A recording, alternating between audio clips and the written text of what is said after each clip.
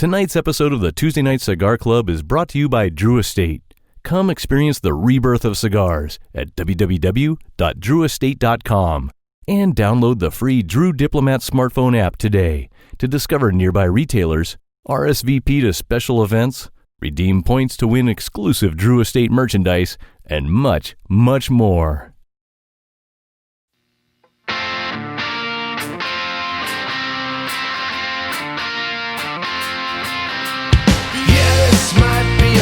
Mistake, but I'm having too much fun to wait.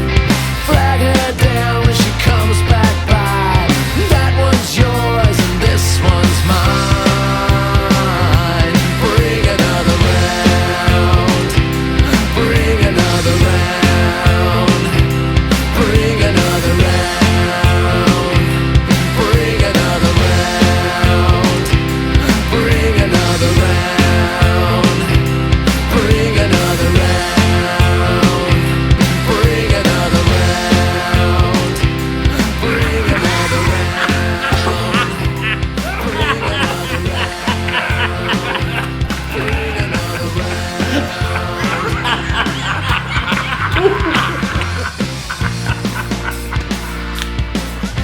Here's the suckers. Good evening, brothers and sisters of the Leaf. Coming to you live once again from, well, all over the fucking place. It's the Tuesday Night Cigar Club. Tonight the boys congregate once again via live video to celebrate the Year of the Rat, while smoking, naturally, the delicious Year of the Rat cigar from Drew Estate, paired with a plethora of tasty adult beverages.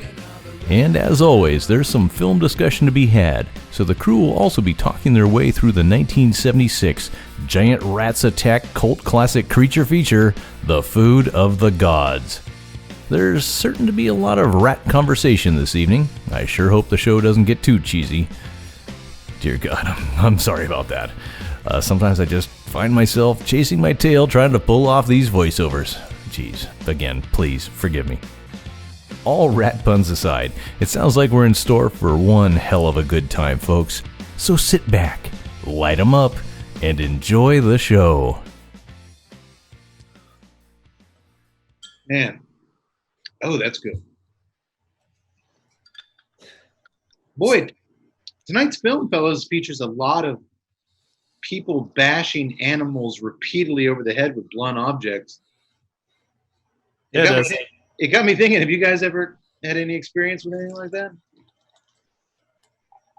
No, I don't bash animals. This is why you keep me around. It made me remember. I haven't thought of this in many, many years. One night, my then girlfriend and I were driving dark, rainy, icy night, really icy roads. I was driving her back to Texas A&M, where she was in college, and the roads were just terrible. In a pickup truck, it's one of those things where you're just really just trying to stay on the road and see through the windshield at the same time. It was just really bad. We probably shouldn't have been on the roads. And I, all of a sudden, about 20 minutes outside of Hearn, this little kind of small town, middle of nowhere, something, car in front of me hit something. It flew back to me and I hit it. Yeah. And it was a big, shook the truck, bounced off, and I immediately pulled over. Just instinctually, I just kind of pulled over because it felt like I hit. I was about to say deer or something. So I pull over and I start to get out of the truck. She's like, "What are you doing?" I'm like, "I want to see what we hit." Like, I didn't. Could have been a person. I didn't know what it was, and we're in the middle of nowhere. It's like, all right, hurry up. It's freezing.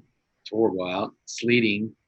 So I go out there, and right off the side of the road is this mass of fur and teeth, and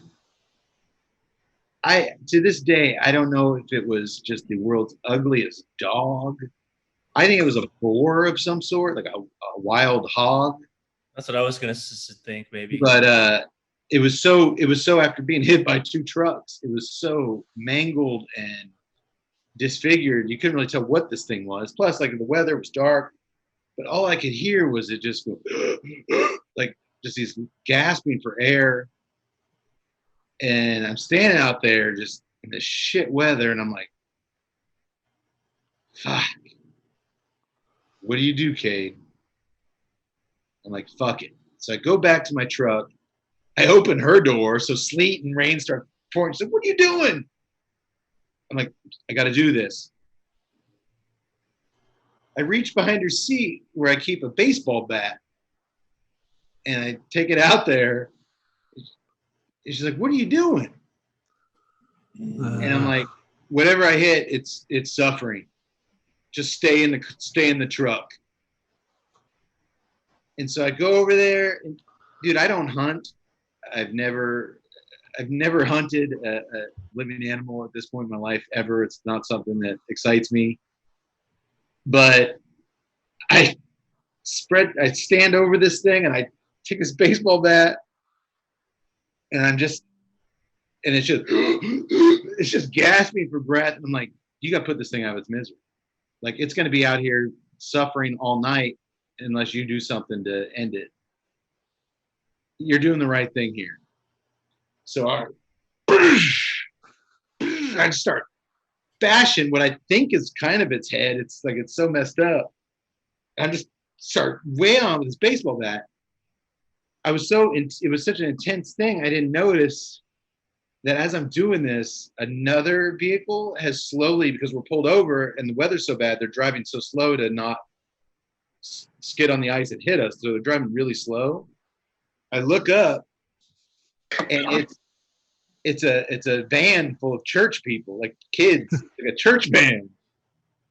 And through the sleet, I just see all these faces looking out the window as I just come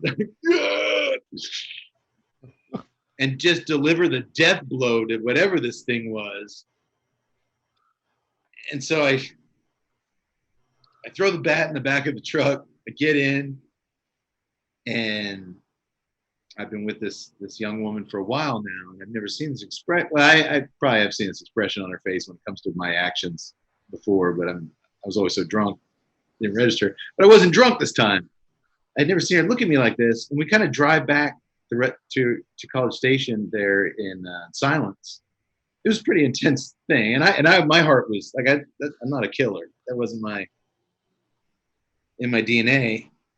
So we get back, and we're at her apartment, and her roommate's like, "Oh, I'm so glad you guys, made it in. The weather's just terrible out there." And I was like, "Yeah, I know." I was like, "You're not going to believe what happened to us." And my girlfriend's like, I'm like, "No." I was like, it's fine. So I tell the story because I think in my head, I'm going to be a hero. I could have just left this thing suffering, but I didn't. I took matters into my own hand. A doctor is a man of science. You know that he could have been out there for days suffering, and I ended it in the only way you can. Dude, you would have thought the look I got, the color leave this roommate's face, and the total. I didn't get backed up at all by my girlfriend. If you were that concerned, why didn't you scoop it up and take it to a vet? Like, if you're really worried about it, that's what you should. This is the roommate. That's what you should do. Like, oh my God. And then I made the mistake of talking about that church bus, and like, those kids and what they saw you doing out there, like, that's gonna be ingrained in their memories for years. And then I go back in my mind, I just picture just bashing this fucking thing. So when I watched this movie, I had a little PTSD. It brought back some stuff. But I know that you four will agree I did the right thing. That's why I brought it up, because we're all sensible fellows. With you all would have done the exact same thing. The postscript to that story, Mr. Cade, is that next time make sure it's dead, because I picked myself up off that icy road that night. Oh And I've been no! waiting for my vengeance for the 2 decades plus. Oh my God! No! No! Baseball bats. I will have my vengeance on you. Oh, this is the worst I creep was show. trying to- Oh, yeah, I was about to say all of a sudden, Crypt Keeper. Strike 3 and Cade's out. Oh, Uh, I well played, Doctor. Well played. I actually taught you almost made me spit my beer out. I sympathize with the actions you took, but I think I probably would have just after I got out and ascertained that it was a wild beast, and I think that the young woman, not your girlfriend, but the young woman that blamed you for not taking it to a veterinarian was not thinking clearly. No. I probably would have just, once I saw that it was a beast and there was nothing I could do, would have just gotten in the car with my lady and driven off. I didn't want to see it suffer, and I made an instinctual call that probably ruined several people's lives. I suffered. You hit me 6 times with that bat. So sorry. What were you doing out there? Go for a walk. I'm so sorry. Welcome everybody to the Tuesday Night Cigar Club episode 116. Live. 116. We are live. Well, not really live, but we're live. We're still alive, unlike that creature I killed. But somehow, despite killer viruses and all the major U.S. cities burning to the ground as we speak, and a lot of other fun, exciting bullshit, we're still here. We're the cockroaches of the podcast world. Well, at least as long as they don't come into Cade's presence and get battered to death. I was about to say. I'll finish this job, pal. We are on a mission from God to entertain your ass.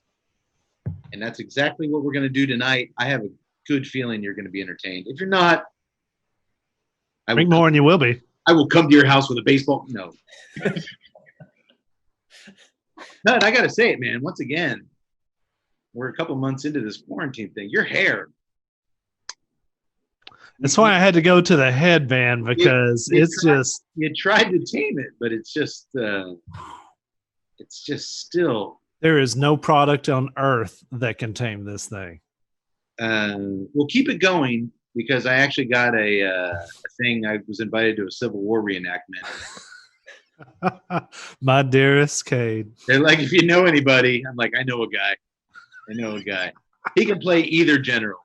He'll fit in just fine. I'll start working on my mustache. That'll be awesome. You need to do that.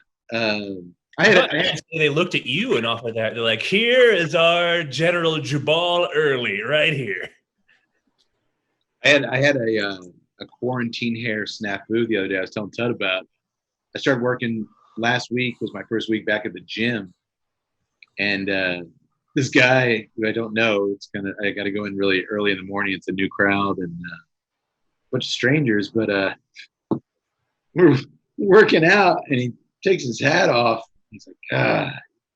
And I'm like, yeah. I was like, quarantine hair. I was like, we've all got it, man. But I was like, I can see you're struggling. And he was like, actually, I got a cut this week. And I was like, oh. And he's like, yeah, my wife's a hairdresser. I was kind of lucky. She got to cut it the whole time. I'm like, so then you beat him to death too? So I got my baseball bat. Yeah. Oddly enough, that same church band drove by the gym. Is anybody else going to be nervous about sneezing in front of Cade now? Like, he's turning. Ah! So you know what? It's been 20 years. Let's get everybody back in the church bus, and I think we're ready to go out to a retreat and talk about this. Hey, what's going on over at that gym? Ah!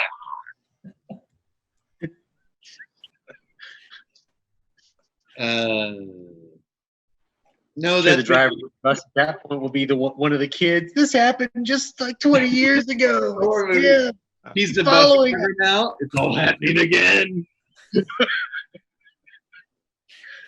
I think it's safe to say I shouldn't have a baseball bat in my truck. You should not be allowed to use blunt objects of any kind. No, and actually soon after that, I shifted to a billy club under my seat because I figured that I'd be less inclined to do something like that with a smaller thing. And I never pummeled any living being with a billy club. Thank God. Speaking of doing okay, this is one of our, I don't know, we've been doing like 4 or 5 of these now through the quarantine we're all, as opposed to being here in the corner no hope together, we're all spread out in Central Texas. Everybody doing okay? Doctor, you said you gave yourself a little haircut the other day. Looks good. I did. It mixed results, but as I mentioned, one day I got up in the morning and I looked in the bathroom mirror and realized that I looked like Zur from The Last Starfighter, the leader of the Kodan Armada. I had these giant Saturn wings out to each side, and I just I didn't have a cool scepter like he did, so I had to take a pair of scissors to here. So yeah, I'm doing the best I can, but getting by. I know Tut's hanging in there right outside Austin, Texas. And Yak Boy, you are open for business at O'Brien's Irish Pub in historic downtown Temple, Texas. That I am. It's become a little more historic since it was last open. A lot of time's gone. Yes. Yes, it But has. you guys have to implement some social distancing and certain kind of capacity things. But other than that, people can still come, drink, and have a good time. Yes, they can. We are very happy. Not happy with all the rules because I'm sure people think, oh, this makes us safe, but it doesn't make any sense there. But people can now venture out of their house. People can venture out of their house and have a drink. That's progress. Oh, yeah. Progress. Very happy. Well, there's a lot that we could spin off of that point, Yaks, but we are a place that people come to escape from politics, so I'm not going to get into any of That's why. At all. Bad enough. If anybody starts breathing heavily, you might bash their skull in. Watch it. You got lucky once. Why do you think I'm wearing the headband? The hair story was just a cover-up. Shut up. Shut up. We can edit out those shut-ups. As the usual deal. What happened to Ted? He fell off his bicycle. He fell off his unicycle. He lives in Austin. He drives a unicycle. Well, Cody, let's just get right to brass tacks, man. What do we do here on the show for someone joining us for the first time? Well, and if you are joining us for the first time, welcome. And you better leave us a good iTunes review, or else. Yeah! What we like to do here is to bash small defenseless animals with no. I hit him with my car first. First, we like to run them over with vehicles of varying sizes. It was a tiny Mazda. It wasn't like a big pickup truck. It was a little Mazda. The more you defend yourself, the bigger the hole you're digging. All right. Oh, he couldn't even run him over with an American car. Can't win. I'm sorry, Yak Boy. I interrupted you like the violent, aggressive asshole I am. What do we do every show? Oh, wait. For those of you listening, Yak Boy just did a very violent gesturing motion. If you're listening, you should really kick it over to YouTube and watch us. We're so handsome. And I think you really get a much more weightier, relevant experience watching the show as opposed to listening. I've said that before. It's up to you. If you like to listen, that's great. But kick it over to YouTube. It's a lot funner that way. I'm sorry, Yaks. I interrupted you for a second time. Yes. Well, we like to do 3 things here besides share our wisdom. We like to watch and view a cinematic jewel, something that just we can dig right into. But while we do that, We like to enjoy a cold beverage, preferably a beer, a craft beer. Craft beer. But while we're doing that, what we want to get into is a delicious, handmade premium cigar. Oh What yeah. could it be? I don't know. That's always the mystery. We have got a doozy. Thank you, Yak Boy. We have got a doozy for you tonight. I haven't spoken to you yet, so I'm basing that on presentation alone. Tonight's cigar I'll tell you about before the beer and the movie is The Year of the Rat by Drew Estate. These just started landing in shops and in people's mailboxes this week. Look at us, all relevant and shit. Relevant. Hot off the press. It is a 5.5 by 46 with the signature Unico fish fantail. I hope you can see it on the thing. It is a Connecticut broadleaf wrapper, Brazilian binder, Nicaraguan and Honduran fillers. I will talk about price when we get there. I'm going to tell you a little bit about the cigar right now. Look at that glow. The Year of the Rat was a cigar first made as an exclusive for the smoking lounge. Doctor, this might make sense to you, not me. At the stadium where the NHL's Florida Panthers hockey team plays. They have a lounge there in the stadium, and I guess back in 1996, the Florida Panthers hockey team was making a run for the Stanley Cup. The fans were big on tossing rubber rats down onto the ice every time the Panthers scored a goal. So when they opened up the smoking lounge at the NHL hockey, is it a stadium or rink? I don't know. Rink. They created Drew Estate. They asked to create a cigar exclusive for them, and it was the Year of the Rat to commemorate that big hockey run. I know nothing about hockey. I did not know that was the story. That's the story, and I feel bad that I don't know much more. I lived in Canada for almost 2 years, and I know nothing about hockey. I tried so hard to get into it, and I just couldn't. But so that's where it started. And then when that deal expired, they became an event-only cigar that Jonathan Drew Estate would hand out at his events that he would go to. The only way you could get it is if Jonathan Drew handed you one. But now, as of this week, it is finally available to the masses with its nationwide release. And coincidentally, according to the Chinese calendar, this is the Year of the Rat, as we talked about on our Chop Suey episode. We did the Punch Chop Suey, which also used the Chinese calendar in there. So how about that? The Year of the Rat, and this is where you guys need to listen up. The Year of the Rat cigar, like the Velvet Rat, is one of the few Drew Estate cigars blessed to feature the legendary Liga Privada design wrapper. The Ratzilla, like the other Rat cigars in the Unico series, they feature the T52 wrapper. Only the Velvet Rat and the Year of the Rat feature the Liga 9 broadleaf wrapper, which is my favorite wrapper of all time. And I believe the Feral Flying Pig features it also. Yeah. I know for sure the Velvet Rat. But I love anything. Again, I'm biasing myself here before I light this thing up because I'm such a fan of the Liga Privada 9. So I'm anything that uses that same broadleaf Kappa, I am super corny about. If you look, these, unlike the previous renditions of the Year Rat, this comes in an embossed box, which is really beautiful.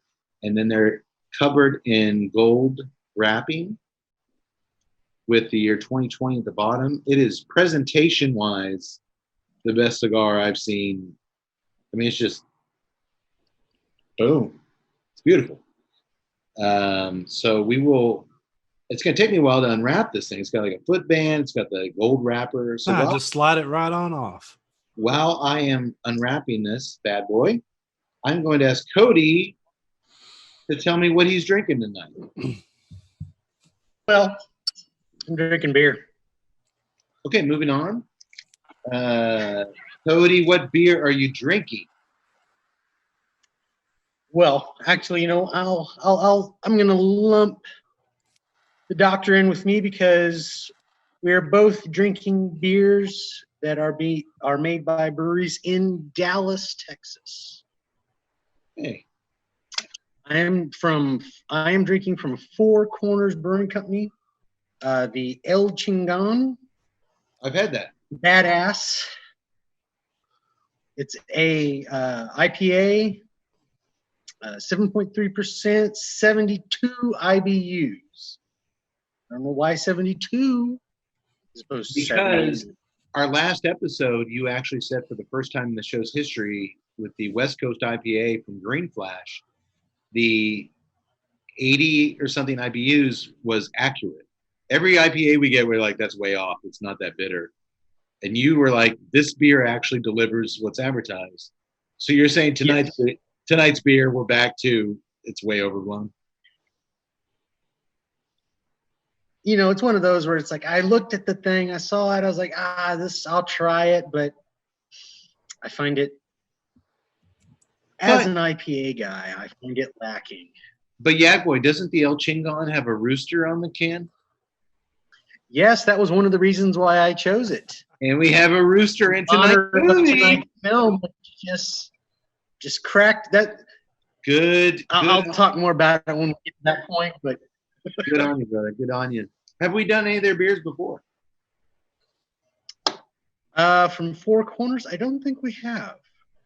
But I apologize. I did not look back on it. The reason I chose it is because apparently it has like a ton of different hops in it. I mean, literally like 8 or 9 different.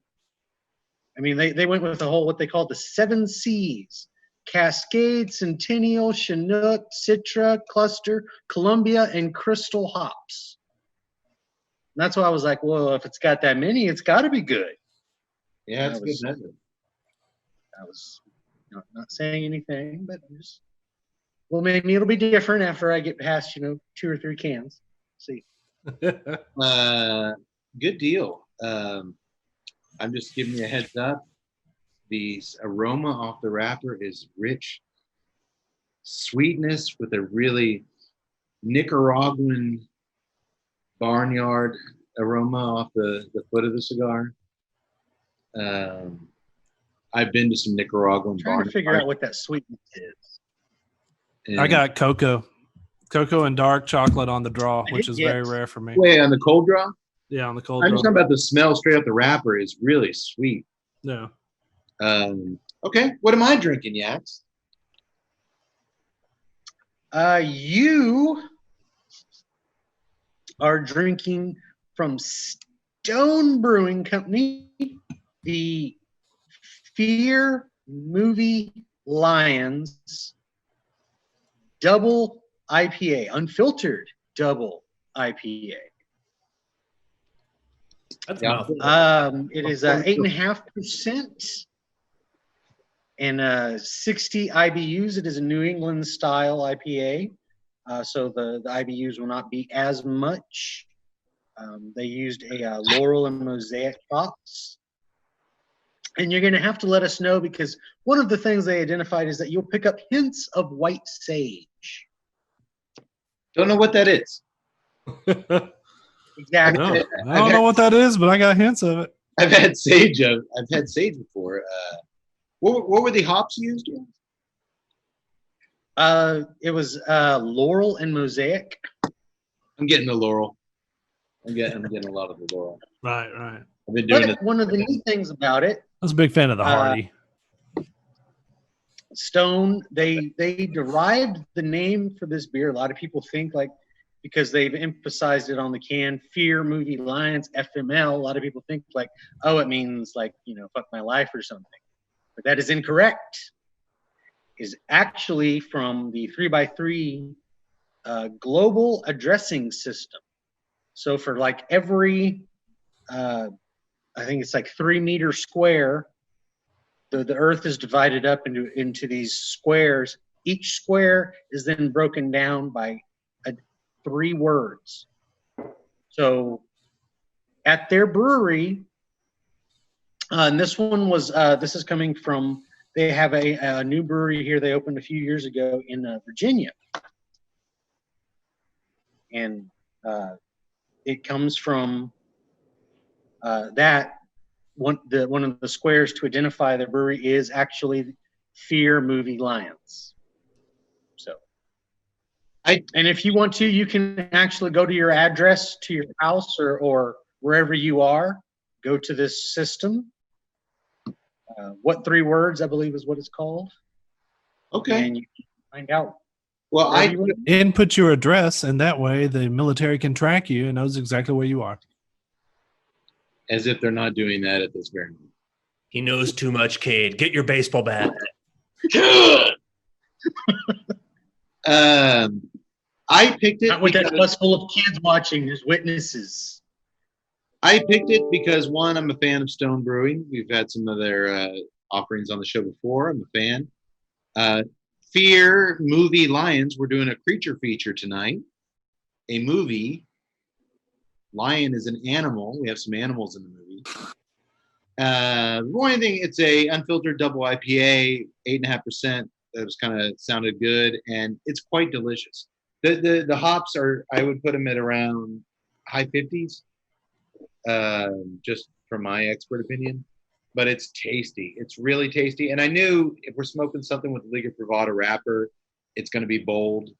It's going to be, even in the smaller size, it's going to be hearty, hopefully.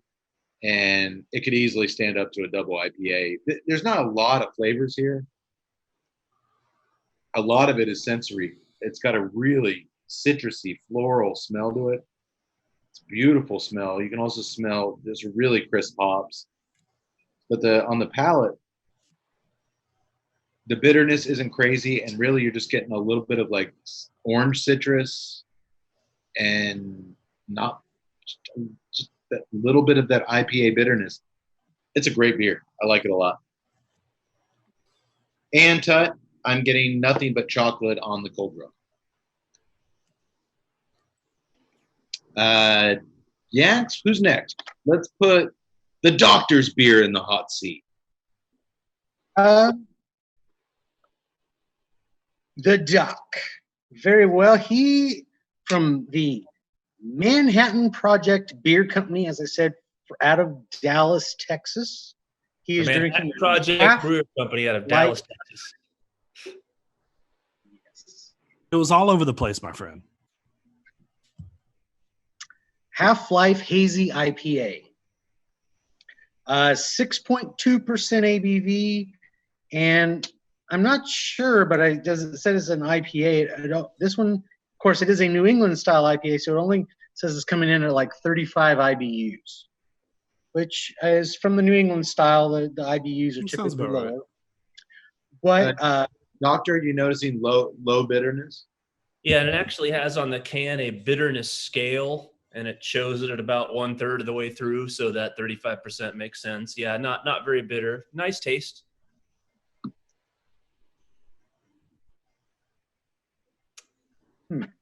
now the Manhattan Project Brewery is fairly new. I mean, but if you're interested, they have some really interesting. They've got Plutonium 239 Porter, Black Matter Stout, and my favorite, which I'm interested in finding, is the Hoppenheimer IPA. So yeah, I have a question because all of these, because I live in a suburb about 30 miles north of Dallas, all of these are available at my local shop. I have had the Hoppenheimer, which was very good. How long you said they haven't been around very long? Does it mention there how long they have been around? I couldn't find the exact year, but I mean, I'm probably going to go within like 5 years. Okay, so in addition to the Hoppenheimer, they have that porter that you mentioned, and they also have one that I mentioned in a previous show that I haven't had the pleasure of trying yet. It just reminded me because you guys had an infamous show involving the Golden Monkey. They have one called like the Bad Monkey or the Crazy Monkey or something like that. So this 10% ABV that I intend to try sometime in the future. But I have had the Hoppenheimer before, and that is a good beer. This is Doctor, a little. I think that's 7. Yes. if you bring up the Golden Monkey episode again, I'll be showing up at your doorstep with a baseball bat. We don't talk about that. Well, you certainly beat several monkeys at the zoo to death, if I recall correctly. But anyways, I was He thanking. sure does beat a lot of monkeys. I was thanking those monkeys. Thank you very much. They were very bad monkeys. to redirect things, the Hoppenheimer Yaks, I believe, is 7.4 ABV, so a little bit stronger than this, but I enjoyed it. So I have not had any. This will be the second beer of theirs I've tried, and so far so good. Yeah, excellent. All right. Well, real quick, you're going to have some catching up to do, Yaks. Before we move on to Tut's beer,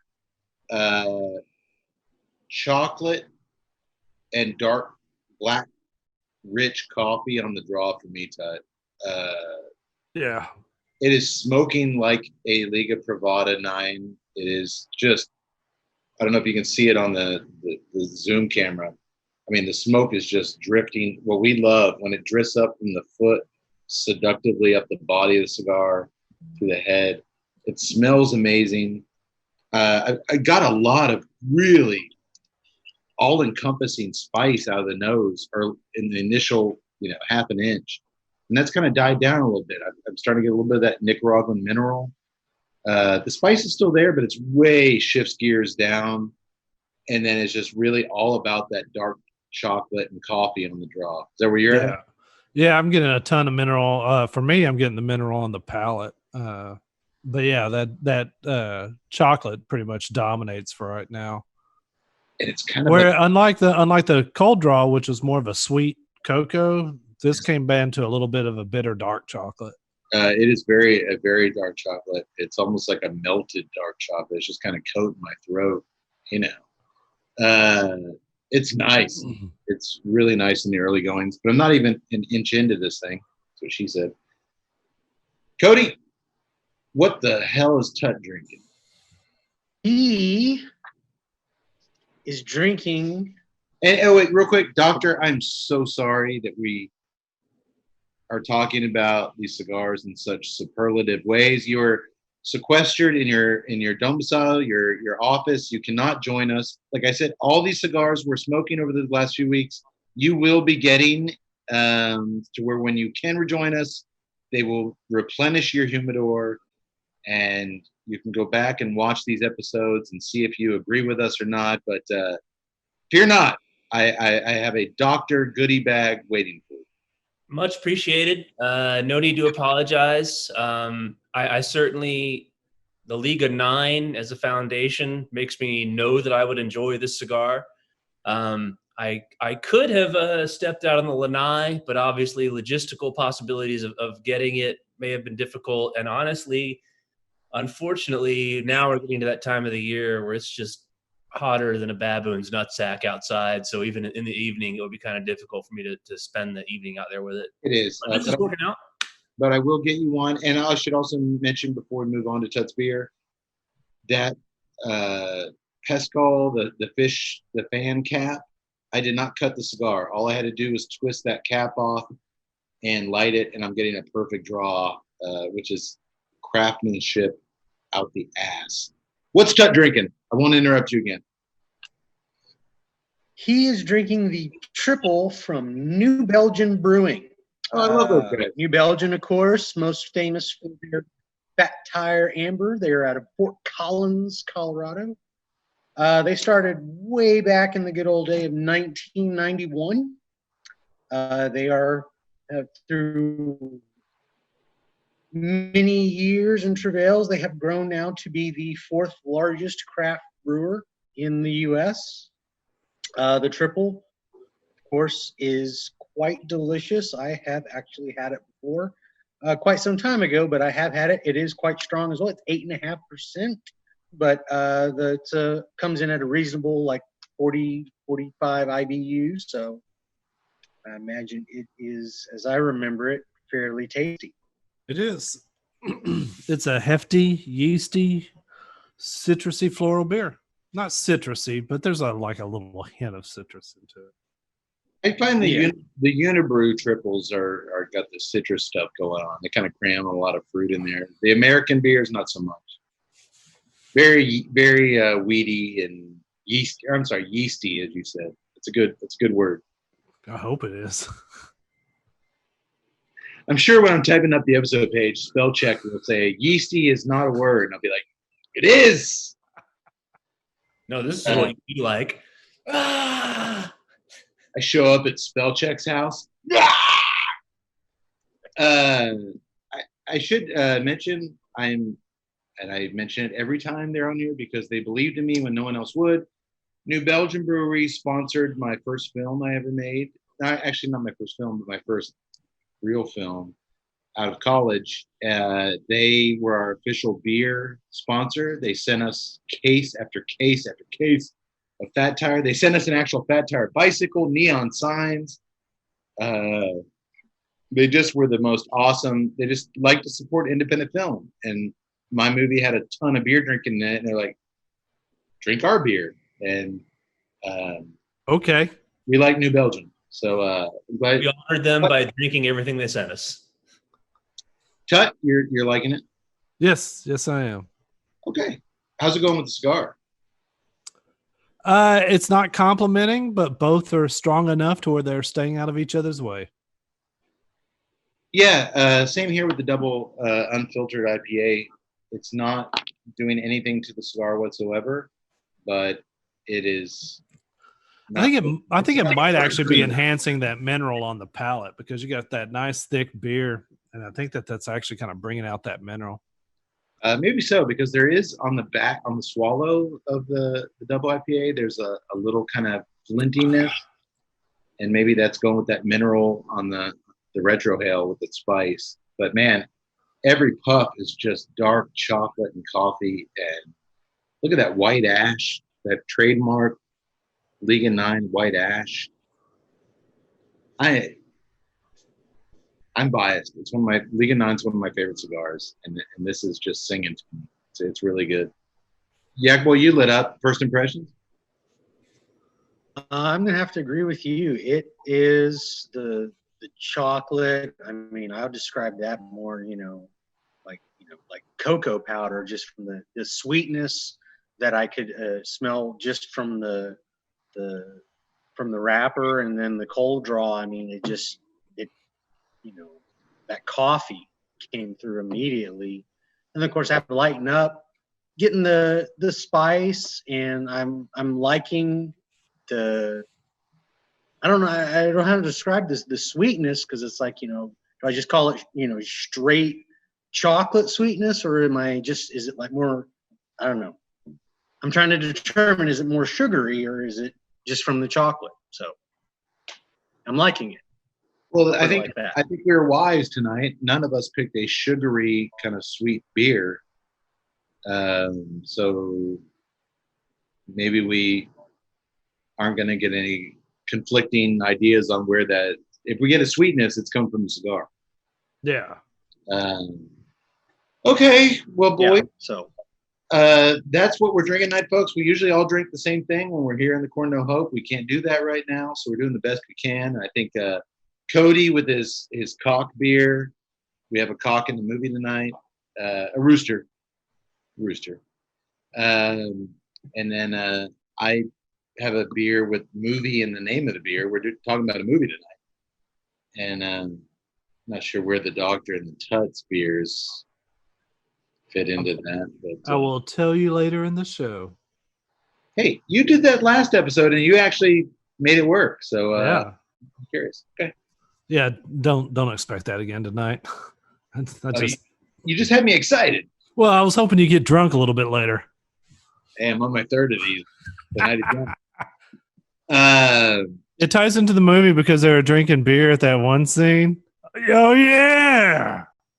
And actually, Kate, I looked into it. They're drinking this very beer that started brewing in 2013.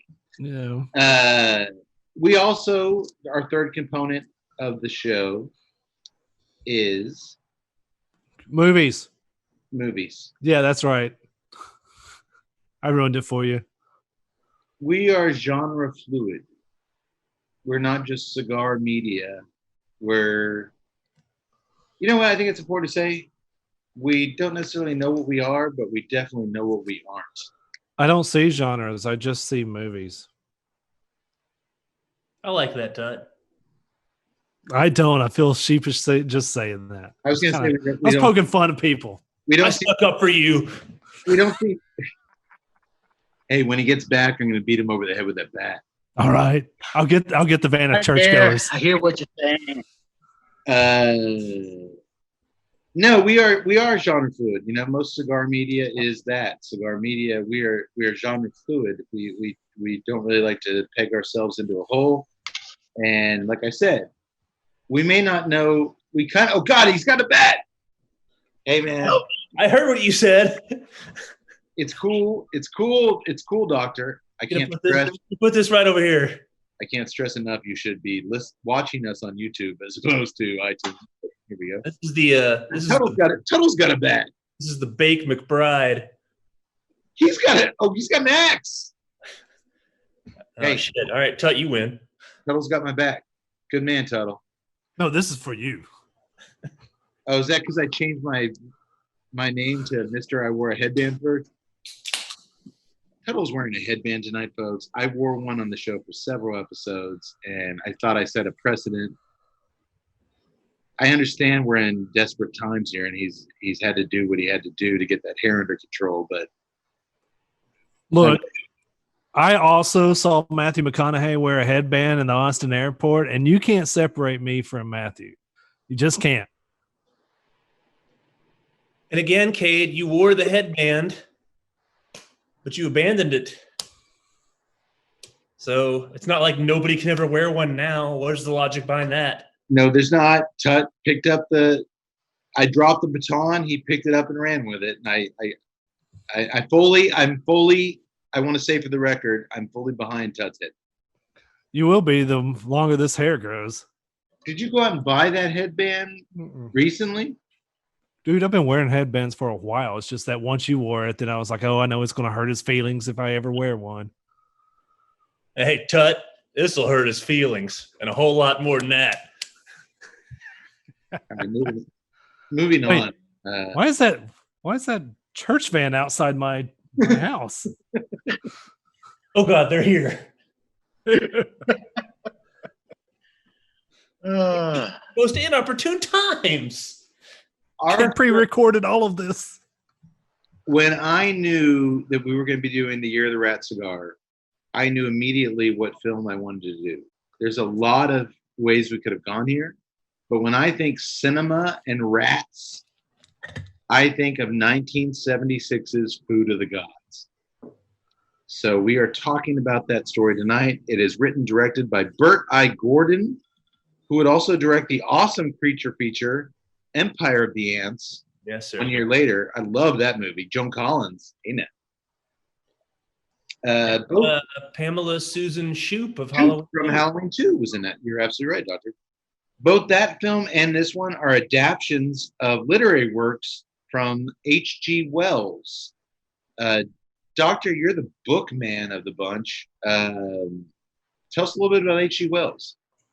Oh, yes, sir. Herbert George Wells from England, born there in the 1860s, and started writing stories and novels in the 1890s, and was really the precursor for what we know today as science fiction. He referred to them as scientific romances. Wrote several novels that became rather classic films. Most famous in the 1890s being The Time Machine, which was the film with Rod Taylor, who was also in The Birds. The Invisible Man, which was a horror movie classic from the 30s with Claude Rains. The War of the Worlds. He wrote the novelization War of the Worlds. He's a War of the Worlds guy? Yeah, he wrote the War of the Worlds. I mean, 40 years before Orson Welles, no relation, did the radio broadcast, 1938. He wrote the novelization. He wrote The Island of Dr. Moreau, which the guy very prolific. That was made into films 3 times, and in 1904 is when Food of the Gods was published. I have not read it. I do have a volume of Wells' work over here. I've loved a lot of these movies, and I wanted to get into the novelization. From what I understand, in the novelization, I don't want to give anything away extra in the movie, but not only animals but humans are actually, rather than accidentally discovering this, are given the food. What I understand is that Wells became rather interested in social reform, and that that kind of bled into his works, which was not uncommon for Brits of the late 19th century, as they kind of saw the empire. Yeah, industrialization too as well. Yeah, and that's kind of War of the Worlds was sort of that thing too. That the aliens they had used up everything on their planet, and then came to Earth and basically wiped out the British Empire. So there was some satirical elements to it, and from what I understand, Food of the Gods is very much about the inherent dangers of rapid technological process and what to do to reform it. So published in 2004. You're looking at a 76 movie that was really more of a creature feature. I'm sure it's very different. But yeah, a really great body of work, and kind of the precursor to the American science fiction that came about in the 20th century. Well, I'll tell you what, I don't say this a lot on the show. The Time Machine, classic. Island of Dr. Moreau, several cinema versions. War of the Worlds, just, if anything, not just the Spielberg Tom Cruise movie, which was surprisingly good or adequate. Spielberg's kind of sucked since Raiders of the Lost Ark, but he kind of did something interesting there. When this H.G. Wells character dies, we should fill up the boot of remembrance for him. He has been deceased for about 75 years now. Oh, good run. Good run. That was a good run. Yeah. He was born in 1866 and I think died in 1946. He lived to be 80. He's been deceased for quite some time. Good run. It was a good run. It was still a good run. Okay. Say that again. Say that again. Sorry.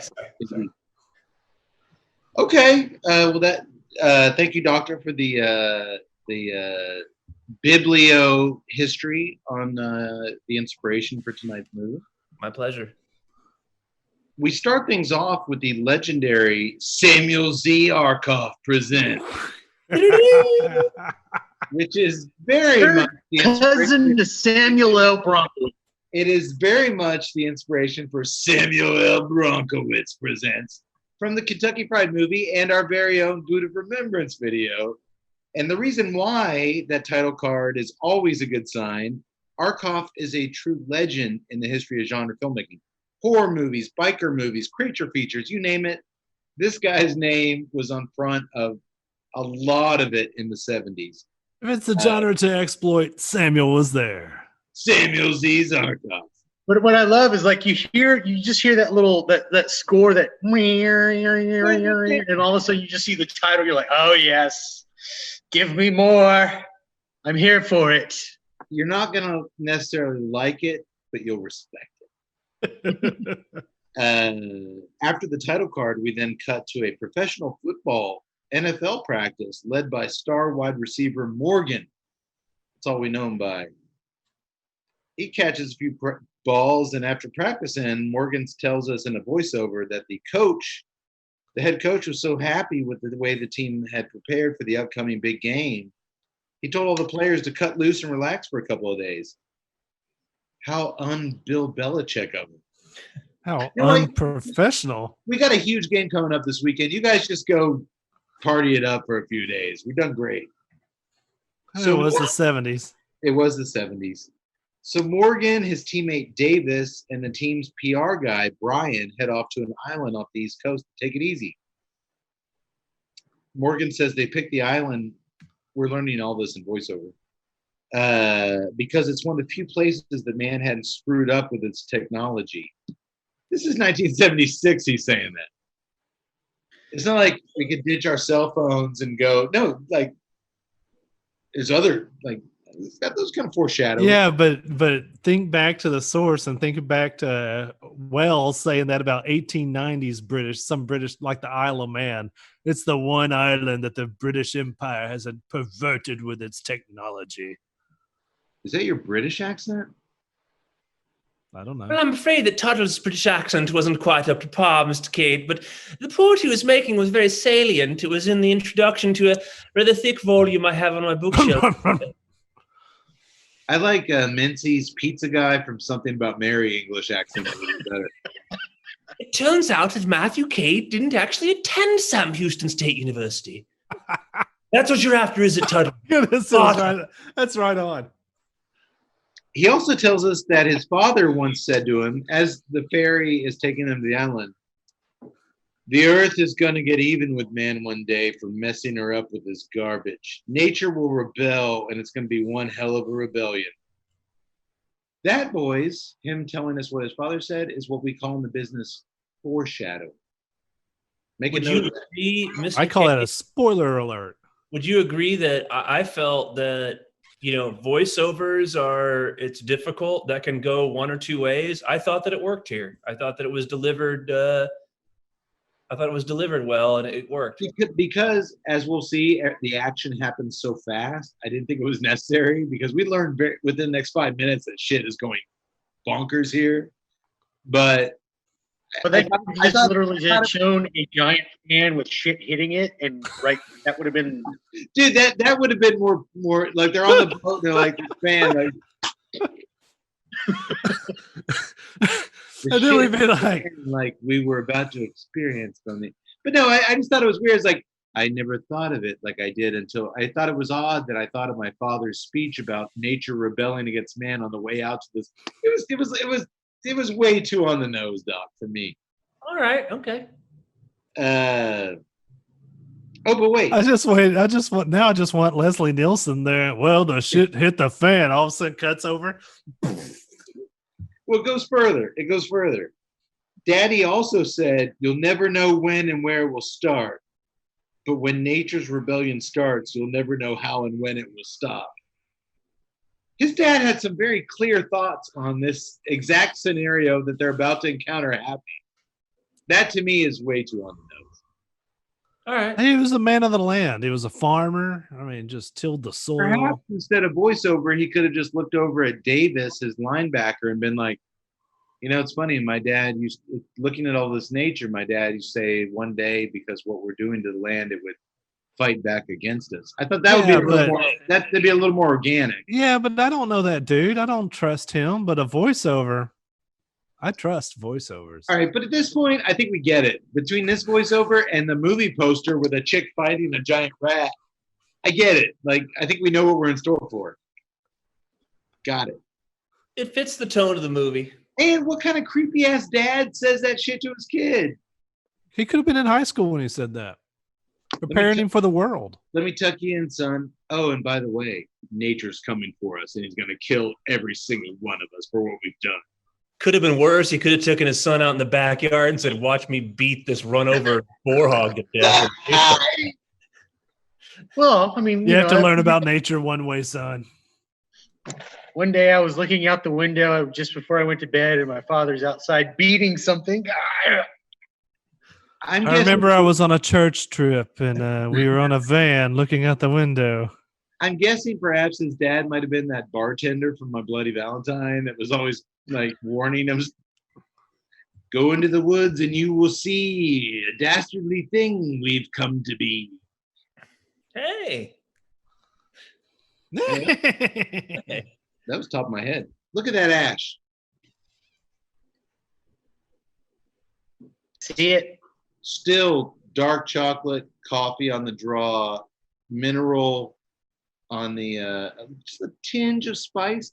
Nowhere near the heavy spices of Liga 9. Yeah. It's tempered down a lot. It's a smooth, beautiful smoke. Yeah. And I can't tell whether it's the strength of the cigar or the strength of the beer starting to warm up. All right, let's keep moving.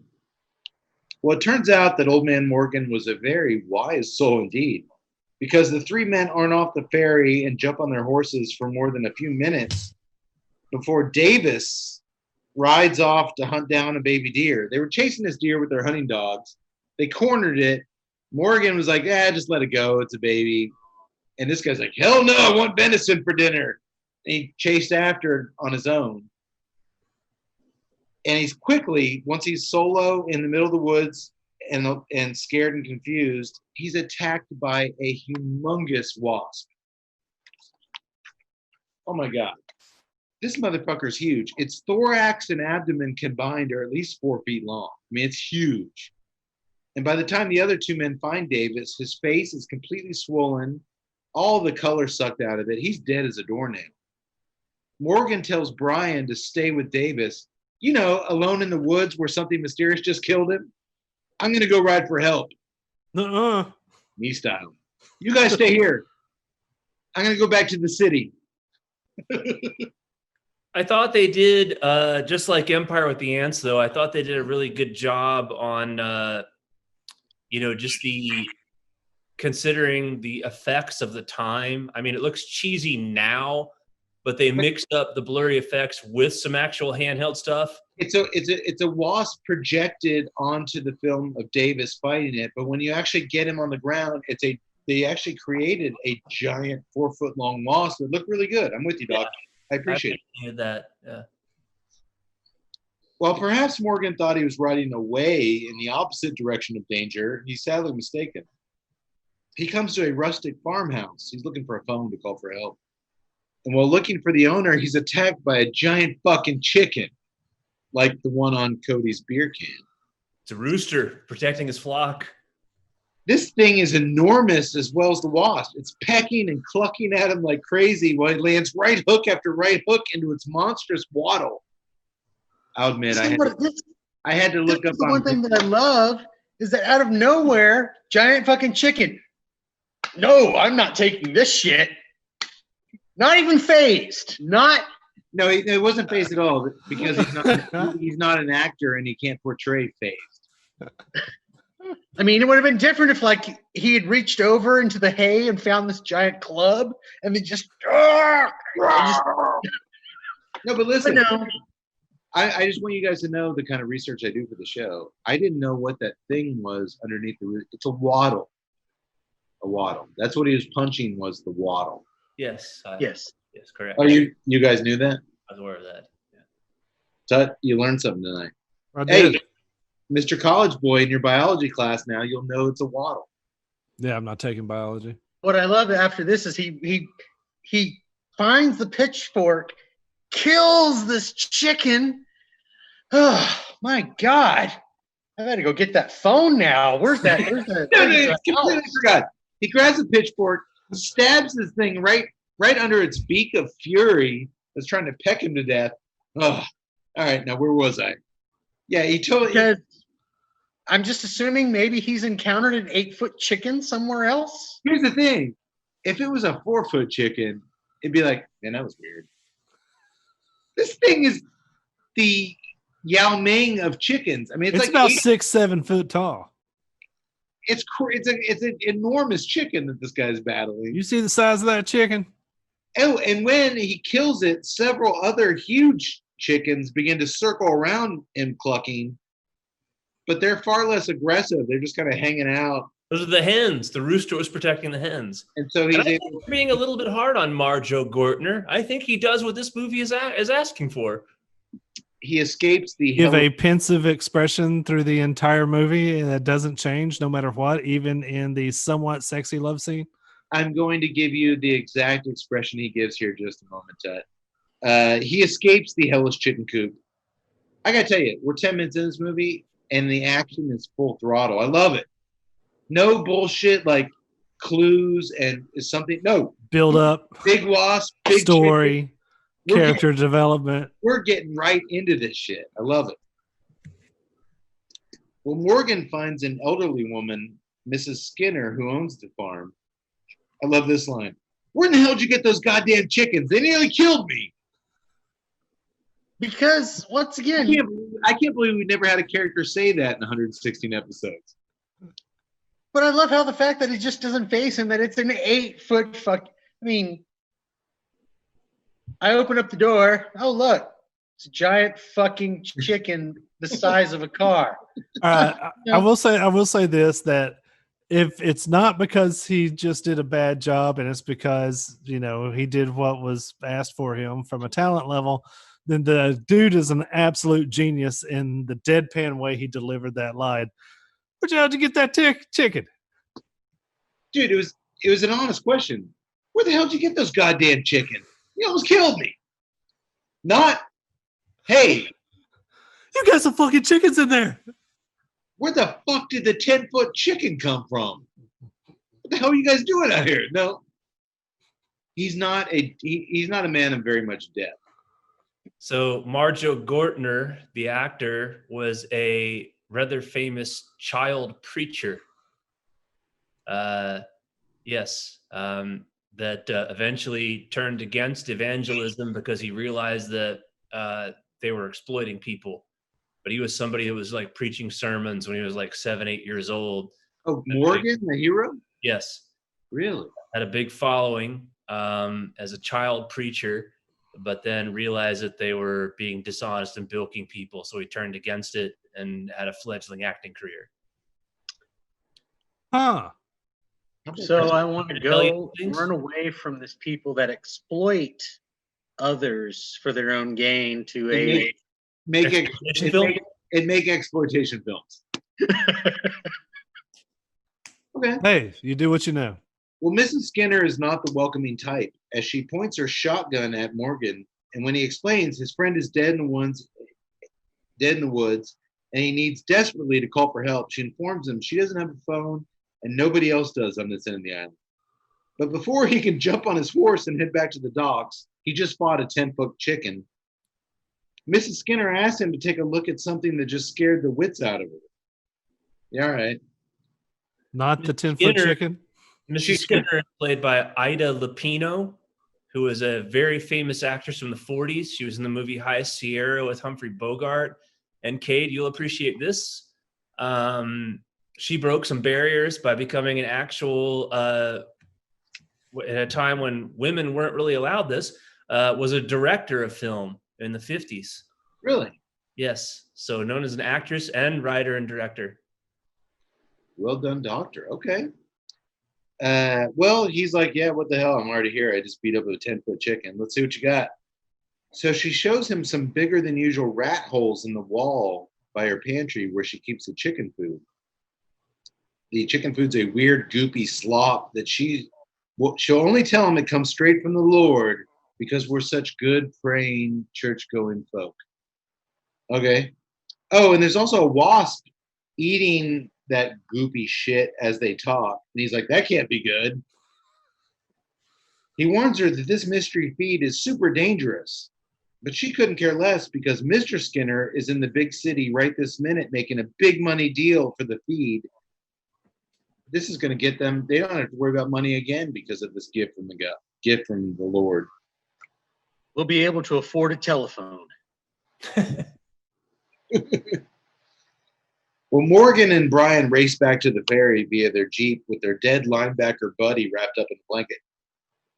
Did y'all have any problems with the casting of this dude as an NFL football player? Not a 70s NFL football player. They looked old, but dude, that grizzled old bastard, he was supposedly, they say he was only in the league 7 years. He hadn't been injured once. The guy they cast, his name was Chuck Courtney. He was born in 1930, so he's 46 here. He didn't look like a football player. I had far less problem with Gortner, who was tall and rangy and looked like He could still somewhat, but come on, this guy was almost pushing 50 years old. Yeah, it's like Ashton Tutt as an NFL player. That's kind of harsh on Tut, but well, I've seen my pandemic weight. Here you go, Tut. Here's the bat. Go back and look at the football players. Exactly, 70s. I get it. Those guys looked way above their years. But, dude, I'm watching him on that horse, and I'm like, this dude is an old man. He's like, he's our star. Like, come on, man. Come on, casting director. You couldn't get a guy in his 20s? Okay, this is this is at a time, you would look over and literally see on the sidelines the guys There are no Gatorade. They're over there like drinking coffee, smoking a cigarette These between weren't plays. the Tim Nagurski days. This wasn't,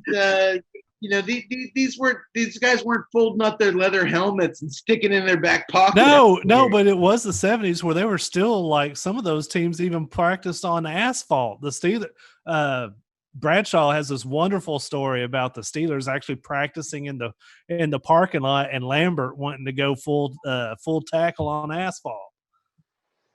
Well, this guy Of course, was Lambert is also like working was out not- with weights and a cigarette. this guy was not Jack Lambert. No, he wasn't. He wasn't even like big. He was just like an old guy just riding around. And I'm sorry, Todd. I shouldn't have used you as an example. I was just No, that's all right. I saw my belly in the warm-ups today, and I'm like, oh, crap, man. Pandemic hurts. hey, it's hitting us all differently. Mine's hit me in the Well, some of beard. us at least get to go back to the gym. You asshole. I'd say something Yak's big, but I can't move my arms because they're so sore. I'm so sorry. Anywho, the boys catch a boat ride back to civilization, and despite Brian, the PR guy, urging Morgan to tell the authorities the truth of what they think happened to Davis, that he was attacked by a monstrous creature of some sort, Morgan As said, opposed to the truth that I just was attacked by a 10-foot chicken? He's not fazed by that. Well, dude, Morgan's like, dude, if we tell people that he was attacked by a giant wasp and I was attacked by a giant chicken, they're going to think we're total Looney Tunes here. Just let the coroner do his job. And As opposed to take them back to the giant chicken carcass. But I guess, and see if you guys agree with me here, Brian, the PR guy, as they ride back to the mainland on the ferry, he's showing some kind of emotion on his face at the loss of their friend. But here and throughout the rest of the movie, Morgan has this perpetual look on his face like he's smelling a really bad fart. It's true. It's so true. I think that I wouldn't call the performance wooden, which is something that you see in a lot of B movies, and this is decidedly a B movie. I don't know. I kind of enjoyed his performance because I think it fit what this movie's all about. In a weird way, he did have some sort of it. That fit this movie. Food. I don't know what it was. That face made me laugh every time he was on. It never left his face throughout the entire movie. But there's something there. That something is I'm completely unfazed by anything. Giant wasps? What's going on there? This is great. Giant chicken? I need to find something to kill this thing. Lady, there's a giant. I'm so sorry about killing. That's the one thing I love that you said tonight, Cody. I was like, oh, chicken. I'm not fazed by this at all. Just my friend is dead now. We're taking his corpse back. The doctor and I have seen so many of these movies over the years, many together, but I'm going to disagree with him on this one. I thought Morgan, like I said, his expression is, I'm smelling a bad fart. And it's that throughout the entire movie. All right. Well, you know what? Hey, like you said, agree to disagree. I thought he gave a little more than a fart smeller. You know what doesn't smell like a bad fart, boys? It's okay. Glad you asked that. That's right. I'm talking about the sweet, smoky aroma of a Pappy Van Winkle Family Reserve barrel fermented cigar. The Pappy Van Winkle Family Reserve barrel fermented cigar is a long filler premium cigar rolled in limited quantities at La Gran Fabrica Drew Estate in Estelí, Nicaragua. Deep barrel fermentation is the key process that makes this expression vastly different from anything else on the market. Hand-selected leaves from Kentucky are packed into small croquettes, or to you noobs, that means bundles of tobacco, which are then loaded strategically into oak bourbon barrels. Water is then added, while immense pressure is applied to the croquettes via railroad jacks. Tobacco is removed 2-3 times per year, shaken out, then repacked. We've seen this done. It is, you talk about artisanal, you talk about craft. You talk about guys, the only guys on earth who know how to do this. This is what we're talking about. The total process of fermentation takes 12 to 18 months, leaving a truly unique flavor profile and aroma. The Pappy Van Winkle's Family Reserve Barrel Fermented Cigar is now available at brick and mortar Drew Diplomat retailers everywhere. If you're looking for something different, you want to spread your wings into the world of fire-cured tobaccos, this is where you start. If you like this, you go deeper and deeper down the rabbit hole. But this is where you start because this is, in my opinion, as good as it gets. Back at the Skinner farmhouse, Mrs. Skinner hears a crashing sound from the pantry, and when she goes to investigate, she finds some big-ass worm larvae. Yaks, am I using that right? Larva? Larva. Have invaded her canned goods. Technically, they would be grubs. Grubs. These huge-ass grubs have invaded her canned goods. They broke into her peaches, and they start leeching onto her arm, digging their little suckers into her skin. What I can't figure out is why just like Morgan and the chicken, oh my God, these grubs are on my arm. I should probably just scream and shake them off like a human being. But no, instead. No, they latched onto her. They're chewing her arm. They're nasty. That was a good scene. I like the way they filmed it. Was. It actually made me squirmish. I was like, I was actually waiting for Idol Lupino. My tolerance for pain is greater than what you can give me. Because I'm not moving my arm. I don't feel pain, motherfucker. Also, she's Ice-T from Point Doom. I got no tolerance. She's got the bat. She's just bashing her own arm. I actually thought at one point she was going to cut her arm off. Dude, all of a sudden the pantry door opens and I'm there. Miss Skinner's a goner. I should put her out of her misery. Oh, I see my church van pulling up out there. Everything must be just fine. Nope. Why didn't you take Mrs. Skinner to a hospital? I had to put her out of her misery. I had to do what I had to do. The right thing. I was still alive. This would be a good point to apologize for my use of the same descriptives over and over throughout tonight's show, but there's only so many ways you can say enormous, humongous, huge, giant, big ass. Forgot ginormous. When describing these creatures, thank you, Yaks, ginormous. Everything is just way fucking bigger than it should be in this movie, all right? Leviathan. Ah. Yeah. Real quick, we just talked about the Pappy. I should probably revisit the cigar. I'm about the halfway point on this bad boy. It is I got no change. Just that straightforward profile. Just that just that deep, rich flavors. I mean, everything that was introduced at the beginning is still rocking it there. You got heavy mineral across the palate. But like I said, I can't tell whether that's actually the palate. I mean, I know that you're getting mineral on the retro, so I can't tell whether that mineral is just enhanced with the beard. I think it might be. I'm getting just crazy Nicaraguan mineral on the nose. With the spice is minimal at this point. It's just a touch there for flavor, and that's it. But I mean, the retrohale is not going to kill you at all. Mm-mm. And then the draw is just dark chocolate and black coffee, and it's smoking like a beast. Construction's been phenomenal. Straight burn, huge chunky white ash. Yeah. Yaks, are you getting the coffee and the chocolate on the draw? Yes, I'm very much like you. Spice wise, it's very minimal at this point. I mean, I've got, I'm about right at that third mark. The chocolate, I mean, I'm getting a very sort of earthy component right now, and between with that chocolate and my beer, I think it's really coming from the beer mixing with the cigar, but it's almost kind of like a cinnamon. That's the best way I can describe it.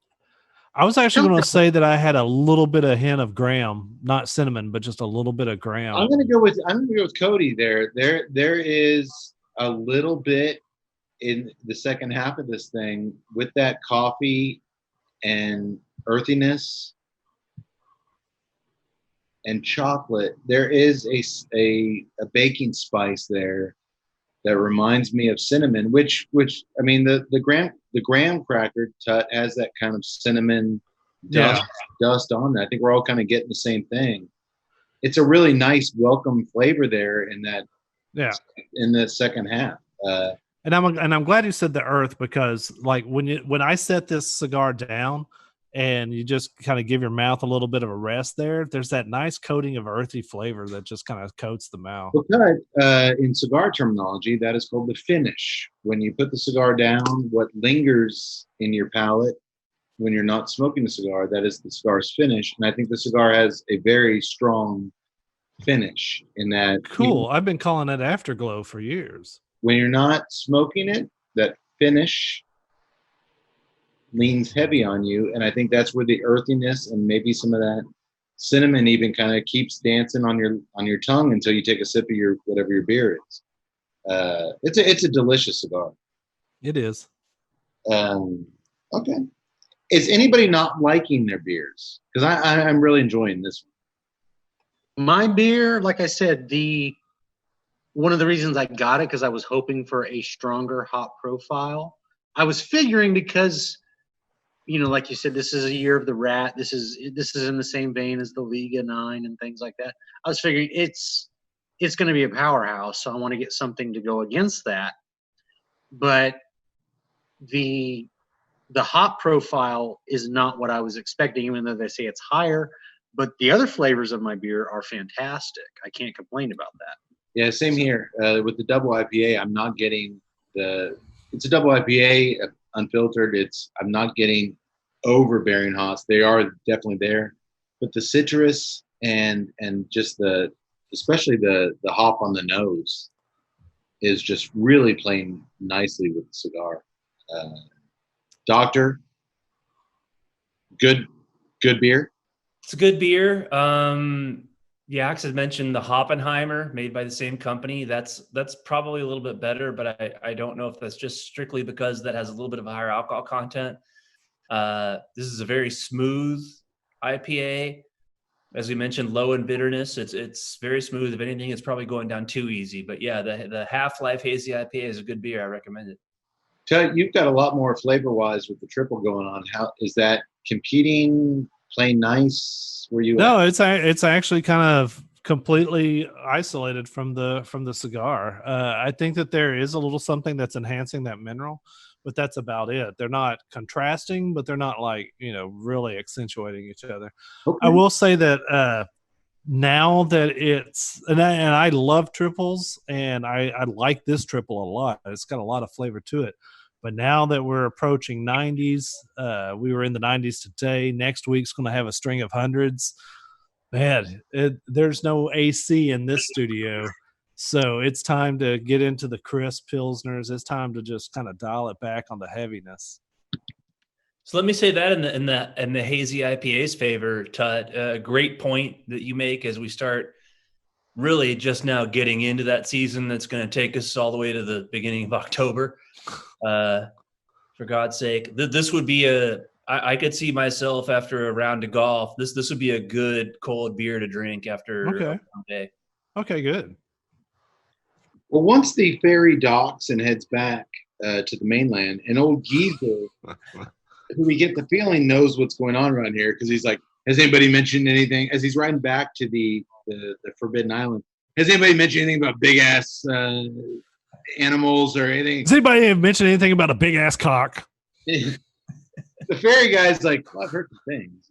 Other than Mrs. Skinner. Matt Cade rode on this ferry a short time ago, so there were some whisperings. Bashed all the other ferry riders to death with this son bitch right here. I should have just pulled my fucking...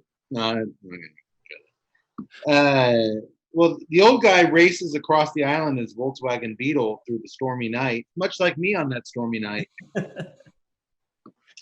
He blows a tire, and as he gets out to fix it, he's immediately pounced on by an army of enormous, huge, big-ass rats. Hey, we're smoking a rat cigar tonight. Hey! Cigar pairing experts. And where were you, Cade, with your baseball bat when Mr. Skinner needed you? I wasn't there. I should have been. For the life of me, I can't figure out why people come to this island and why have they been living out in the forest driving a Beetle? Volkswagen Beetle. his car choice was weird. But he lived there. And I get the feeling the car choice was because that's they only could find a miniature car that was a Volkswagen Beetle for the later This is scene. the only Hot Wheel available. It's the only Hot Wheel they could find, so he had to drive it. So they tear his layered flannel wearing ass to smithereens, gobbling him up in chunks. It's a pretty gory little death scene.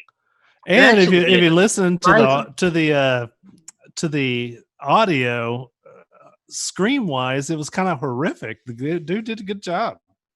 I've seen this movie multiple times, and the first time I saw it, I was probably a kid. And Cade, great point. That was really a frightening, bloody scene. It was. I'm going to be surprised at the time, 1976. They linger on it. They do. And if you remember, they did that very kind of selectively in the other 70s creature feature we did, Grizzly. Yeah. Some of the kills were bloodless, but some of them they just kind of went for it, and they showed like arms flying through the trees and stuff. They're really big on rubber arms, but yeah, it was good. It was a good kill scene. So the next day at football practice, Brian, the PR guy, informs Morgan that the coroner report says that Davis had enough venom in his body to suggest that he was bitten by over 250 wasps. But they know that's not the case. So head PR man for the team and star player Morgan just run off the field in the middle of practice and head back to the Skinner farm for some answers. What about the big game? 2 days before the big game. What about the giant chicken? I love the fact that the dude sees his friend or finds his dead friend attacked by something, and then finds a big fucking chicken, sees big freaking rat holes, and it's like, you know what? I got practice. I gotta go. I gotta get back. He's gotta get back. But when he hears that, he's like, we're gonna go take care of this shit. That's some heroic Jim McMahon shit that he would have pulled in the mid '80s. Right before the Super Bowl, Dave Dewerson was bitten by a big wasp. Let's go take care of that shit. I'm taking Richard Dent and Dan Hampton with me, and we're going to fucking open up a can of whoop ass. Jim McMahon shit we're watching, guys. Fridge Perry will eat those fucking chickens and those goddamn rats. It's also Fred Jones from Scooby-Doo style. Come on, gang. We're going to solve this mystery.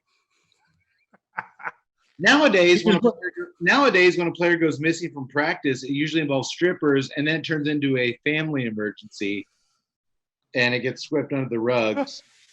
How times have changed. Used to be a guy would leave before the Super Bowl to save his friend's memory from giant wasps.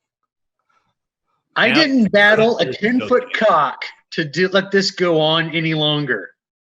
You think Antonio Brown? Well, So somewhere Hollywood Henderson's out there going, hell, I was fighting 6-foot chickens every Saturday. I was fighting them back in 1977 when you dipshits didn't know what cover 2 was, motherfucker. Brian, the PR guy's like, we got a big game coming up. I got to be in Chicago to do all the media and stuff. He's like, dude, we know what we have to do. All right, let's go. Fight chickens. So back on Weird Shit Island, a car driven by Jack Bensington and his female bacteriologist employee Lorna races past the demolished Volkswagen Beetle. In fact, I think they run over that in blood. They run over that old guy's severed arm in the road. He doesn't literally, and the doors in blood. Yeah, the doors hanging off, clearly visible to them as they approach with blood all over it. Nope, nothing to see here. I'm just surprised Mr. Bensing didn't get out with a bat, Cade style, and beat his lifeless corpse. And then Bensington. No, it gets worse. It gets real quick before you tell us who Bensington is, Doc. It gets worse. Then they breeze right past a broken down RV that's stuck in the mud, despite a pregnant woman waving them down for help, TNCC style. This guy in this Cadillac with his female. Which one's TNCC style? The guys driving past, or the broken down RV with the pregnant woman? Both. Yeah, I wasn't sure. I wasn't sure what you were getting at. TNCC passing TNCC, classic TNCC. Dude, that's the ultimate TNCC moment. TNCC drove past TNCC. Doctor, who is Jack Bensington? The great actor Ralph Meeker, who is a legend of film. He played Mike Hammer in the movie Kiss Me Deadly. Was in a movie called Pass of Glory, which is a World War I movie that I believe had Kirk Douglas in it. Yeah. A classic Western, The Naked Spur. Was Pass of Glory, was that Kubrick? Was it? Oh, I don't know. It was 57. Is that a little early for him? Could it have been him? Maybe. Kirk Uh, Douglas? He was in The Naked Spur, which was a great Western with Jimmy Stewart and Janet Leigh, and one of my favorite actors of yesteryear, Robert Ryan. How the fuck did he end up in this movie? He also, Working actor. Kate, I think this was a movie that you enjoyed. He played Bugsy Moran in the St. Valentine's Day Massacre with Jason Robards. Oh, no shit. Yeah, that's my He was favorite. Bugsy in that movie. Apparently, he is one of Quentin Tarantino's favorite actors. That's one of my favorite gangster movies. Yeah. Yeah, he was an older guy. Check out Naked Spur. It's on Turner Classic all the time. Great Western. Okay. Yeah, a very legendary actor. And I'm hoping that if you didn't care for Marjo Gortner, that you at least appreciate Ralph Meeker. He's great in this. And Lorna, his female bacteriologist employee, she can't believe what an asshole her boss is. He drove over the guy's arm. He breezed past the desperate pregnant woman in the RV. But apparently, we learn he's the only one out there hiring female bacteriologists. So what's she gonna do? He's the only game in town. The 70s. It is the 70s. They arrive at their destination, the Skinner farm, where they find the chicken coop completely destroyed and all the gigantic chickens are now dead. Lorna's impressed at the size of their dead carcasses, but Jack isn't. Hey, somebody could have just made these things out of plaster of Paris and a couple ostrich feathers. Yeah. Minus all of the blood and gore attached to them. Hey, Yaks, you can make up that shit too. He may be an asshole, but he ain't no dummy. They finally find Mrs. Skinner, her arm bandaged from the big-ass larva attack earlier, and she tells Lorna that giant rats invaded her chicken coop and massacred her precious birds. Jack and Lorna explain that Mr. Skinner was supposed to meet them here, but Mrs. Skinner informs them her husband never made it home from the big city last night. I'm guessing here the poor bastard in the Volkswagen Beetle was Mr. Skinner. Yes. That's never spelled out, but I think we get that. Reluctantly, Mrs. Skinner shows them her sacred chicken feed. After Lorna assures her, we won't try to take advantage of you. Just show us what you got. But the elderly woman doesn't even care about money anymore. She just wants her husband to be back home with her again. Tough luck, you old bag of bones. He ain't coming home. Am I right? Dad. She's all about, said something like, she's all about the money. Mr. Skinner's bringing home the big money deal. We've been doing this. Yeah, but the money doesn't matter when your 6 loved ones hours aren't there to late. share it with. He was 6 hours late getting home, and she's like, I don't care about money. I just want my dude. That's my wife. If I can't be there to enjoy our success, she doesn't want him to do Well, it. first of all, let's be a little bit honest. Our wives don't exactly get concerned at the 6 hour mark. She's like, I gotta wait.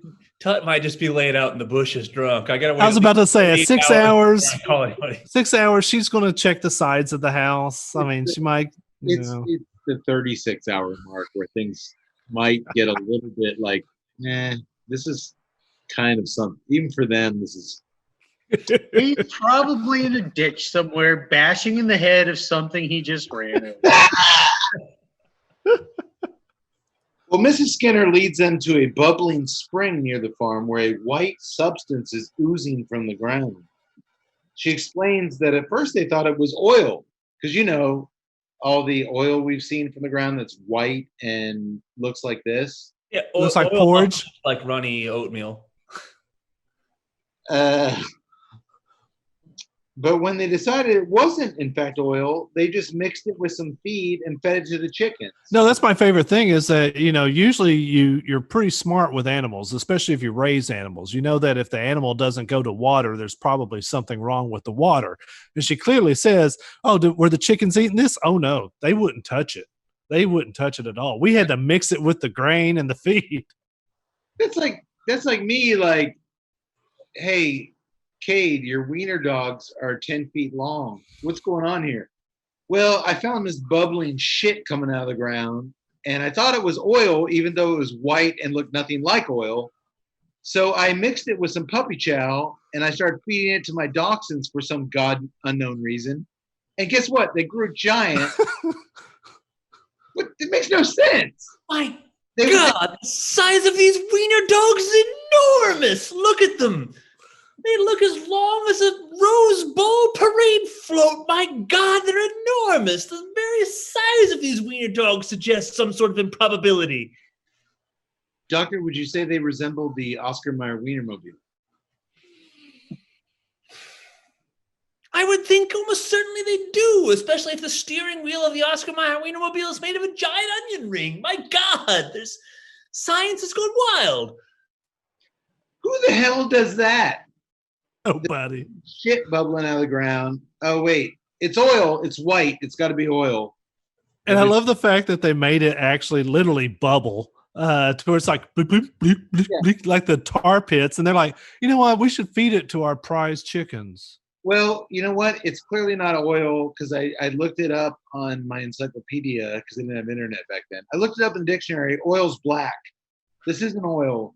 So let's just mix it with our feed and feed it to our fucking animals. It's got to get kind of boring out there on that island. I mean, you're probably going to try some things. Well, yeah, obviously Mrs. Skinner wasn't much for experimentation in the bedroom. I was about to say, usually try some things, you know, maybe a different position every now and then, but Rome wasn't built in a day, Mr. Cade. As a fan of scientific experimentation, you have to start somewhere, even if it's unethical. Maybe they could, as opposed to going into town to get a deal for it, they could have taken some with them for testing. Well, Yax, let he who is without sin cast the first baseball bat. But no, because they're very religious people, so they would be like, this is a gift from the Lord. So obviously, if it comes from the Lord, it's not going to be it's bad. Coming from a mound, which is like a giant pimple, so it's it must be the pus of the earth. And God raised up the 10-foot chicken feed. Well, it made the baby chickens grow enormous, but it didn't affect the adult chickens. What happened to them? And when the baby chickens got huge, they ate all the adult chickens. Doctor, that sounds like a potential problem, right? Oh my God, almost certainly so. If the children have grown to a magnanimous size and begun to eat the parents, then nature has turned topsy-turvy. My God. I love how this is the one time in which everybody who sees something different would normally take a bat and bash it in. But no, these people see something out of the ordinary. They accept it as normal, much like Morgan, who wanted to help his friend seek aid. He finds and fights a 10-foot chicken. Even in and he just brushes off the feathers. Yes. That was difficult, man. Yeah. Wow. Even I wasn't expecting that. Even in a 1976 creature feature, this shit blows my mind because it's like, all right, I got this weird shit coming out of the ground. It's not, we got excited. We thought it was oil, but then we saw it was oatmeal. And then we're like, what do we do with it? Well, let's feed it to our critters. So let's put myself in their position like I did earlier. So I'm like, all right, I'm just going to scoop this shit up and put it in my puppy chow and feed it to my dogs. And all of a sudden my wiener dogs get 10 feet long and they're like, I've got like 2 Oscar Mayer Wienermobiles walking around my backyard. Okay, well, the Lord gave us this. We should probably, this is good. This is a good. Monetize it. It all comes full circle. See, this is where Cade's irresponsible behavior of bashing everything in sight with a baseball bat is actually justified. Oh no, dude! If I fed my wiener dog this grew and it grew to 10 feet tall, I'd have to go in the backyard and be like, take the kids inside. I have to do this. But then I would try to bash it with a baseball bat and it would look at me and be like, Mm-mm. and I'd get fucking mauled by a 10-foot. And as you're doing it, Tut and I come driving that bus of school kids by him. You know what? We're going to redeem ourselves for the last 5 years of podcasting. We're going to take some church kids to a camp. So we're driving by. Redeem ourselves from all the sins we said and committed on the Tuesday Night Cigar You know better than that. Hallelujah. What's going on? Redemption. What's going on over there in that field? No. Well, Jack isn't buying any of this bullshit, the businessman. But Lorna, as a female bacteriologist, they're very rare in 1976, is fascinating. Fascinating enough for Jack to make an offer on the stuff right there on the spot. But just as the trio gets back to the farmhouse to make a deal, a swarm of big-ass wasps show up, and they all race into the house for safety. Morgan and Brian arrive back on the island. They left the playoff practice to do this. And when they encounter the pregnant woman and her male companion at the broken down RV, they stop. Unlike asshole Jack, they actually stop and they're like, what's going on? Like, our RV's broke. Tut's doing his Morgan face. Can you give us a lift? They're like, yeah, but we got to go down to the farm first. And the genius, Here's the Morgan face. the genius boyfriend,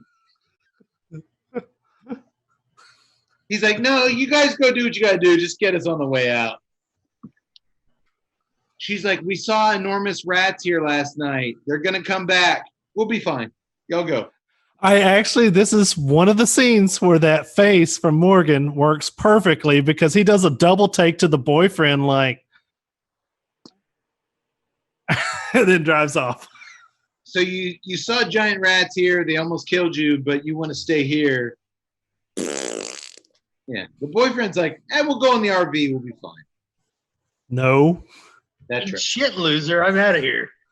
Well, back at the farmhouse, Jack is outside swinging a shovel at the wasps.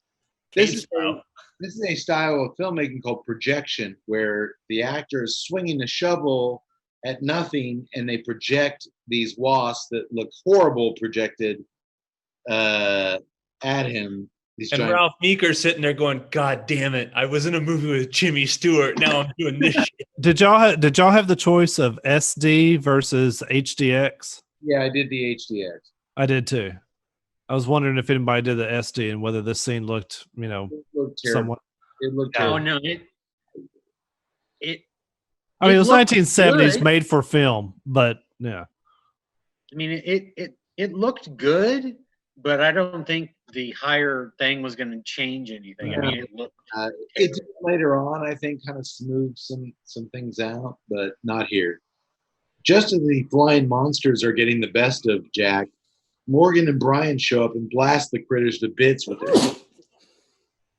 Jack thanks them for saving his life. Not only that, they are crackerjack shots with those shotguns. One shot, one kill on a flying, buzzing ornament. I mean, of course, they are 4 feet tall, but Well, they shoot the hell out of him out of the sky. Jack thanks them for saving his life by telling Morgan and Brian to get lost. I own the rights to the bubbling ooze, and I'm not interested in any business partners. But Morgan says, that's fine by me. If you own the ooze, then I know whose name to give to the district attorney for being responsible for my buddy's death, Davis. You own this shit. That's what caused the giant wasp. You're responsible. And Lorna gets heated up. Lorna has never seen anybody stand up to her curmudgeon boss like this, and it's turning her on big time. As Morgan and Davis load their shotguns to take the wasp nest down at sunset, she approaches Morgan and immediately judges them. He's a jock. You don't like having women around when you do your thing, do you? She says. What's my thing? Morgan says. Facing danger. I don't mind at all. Come along. She's like, this could be really dangerous. I don't care. Come on. That's not progressive. That's him. He's retarded. He's stupid. I mean, he's a really. I like the fact that she goes up to him and goes, you don't like having women around you, do you? Like, What No. basis did he's been there like 5 minutes? What basis do you have coming to this conclusion? You're right. I used a lot of insensitivity when I blew those giant wafts away. She's supposed to be the feminist. This is 76. She's supposed to be this very big city feminist. That's her initial response to every man. And he's like, no, come on, let's do it. This would eventually gravitate to those chicks in the sci-fi movies. He's a very progressive bad farts Miller. Back at the RV, the woman tells her husband that their unborn son just kicked for the first time. Yay. No He shit. says, "Hey, baby, I'm the lead singer of the Great Kin Band. Don't worry about it." No, dude, no shit that baby's kicking. It actually realizes there's danger out here. His dumbass parents don't know what the hell's going on, but that baby's like, get me the fuck out of here. I just saw a 6-foot rat. You know what? We'll be fine though. You know what? I'm kind of scared shitless about these giant fucking rats that my daddy to be thinks they're no big deal. That fetus is the smartest character in this film now and throughout the ending. And yes, Tut, I don't care what you say, a full-term fetus is a human being. Don't get me started. Much like the girl, why did you judge me? I didn't even say anything. You know you and your liberal Antifa agendas. Don't bring it into the show, man. Get the hell out of here.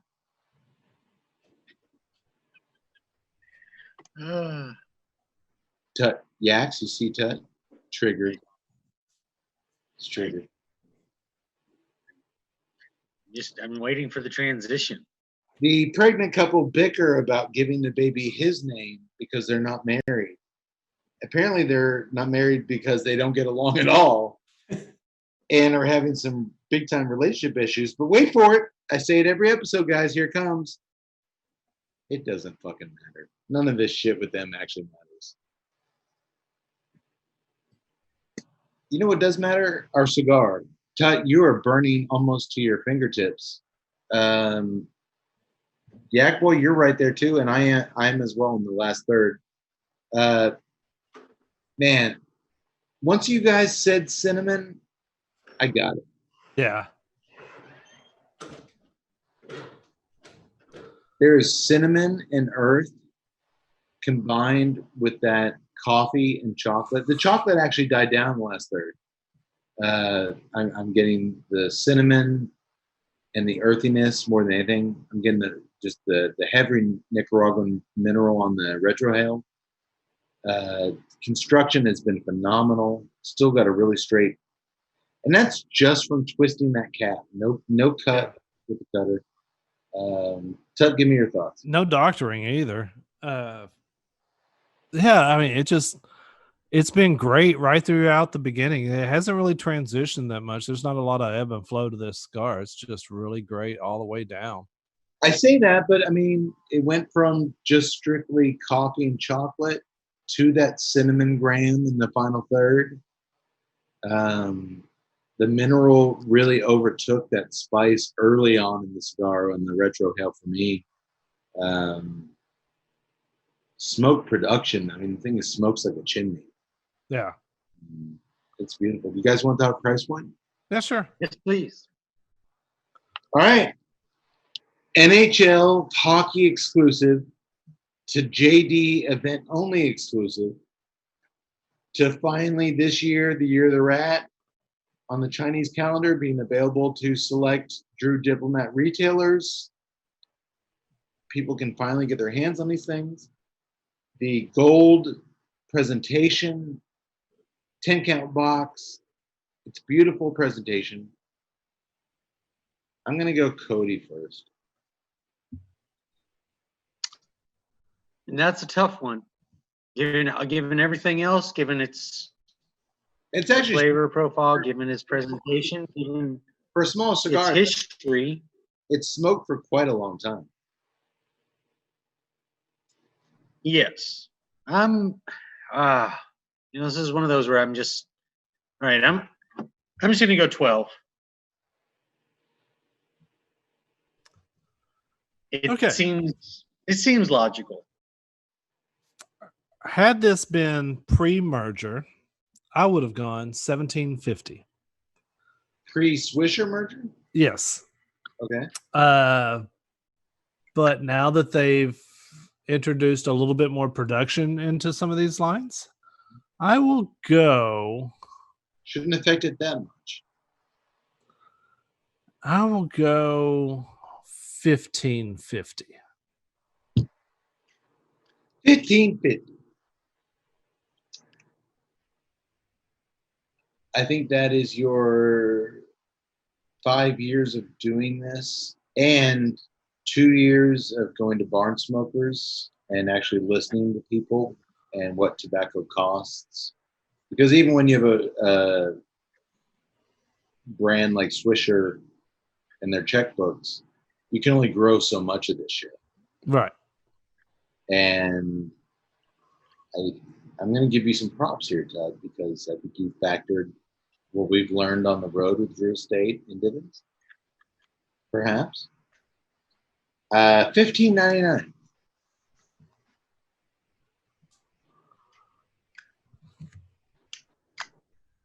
Nice. Damn close. And that is an accurate price on this cigar because we've been to Connecticut. We've seen what they're doing with some of this stuff. You like all that oily shit in there. So I mean, yeah, there is a high production value to this cigar. These motherfuckers in Connecticut, and I say that with love because he calls his employees motherfuckers, work their asses off to produce as much of this shit, but it is limited. They can only give it to DE when it's right. And we learned that at the barn smoker. After we've soaked it in the food of the gods, then we give it to them. The cigar of the so yeah, it was a little below Tut, a couple dollars above UYATS, but yeah, I mean, $15. I've got no problem with the price point on it because I mean you can taste the quality. You can taste every bit of that price in this cigar, and it's all justified. Yeah, I mean, if you're a cigar lover that likes rich flavors, you're going to like this cigar. I mean, it's as easy as that. I agree, Ted. Yeah, thumbs up. Yeah, boy. Doctor, go ahead, and even though you haven't smoked, and give us a thumbs up. Okay. Well, as a huge group of huge rats march through the forest, Morgan and Davis find the huge fucking wasp nest. Lorna, who's like, I'm going with you and I'm going to be part of the team, she's returned back to the house to do the motherly tending to Mrs. Skinner's wounds.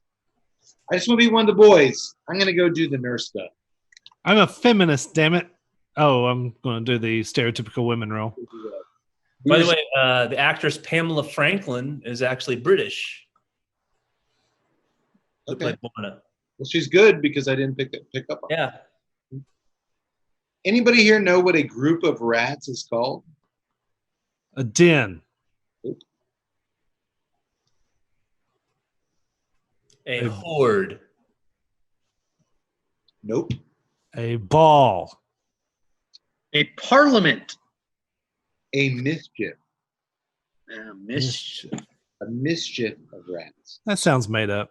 So if Drew Estate ever releases a mischief cigar in the Unico Rat series, I think we all deserve an unlimited amount of free boxes. I got some mischief. I'm sorry. A parliament is owls.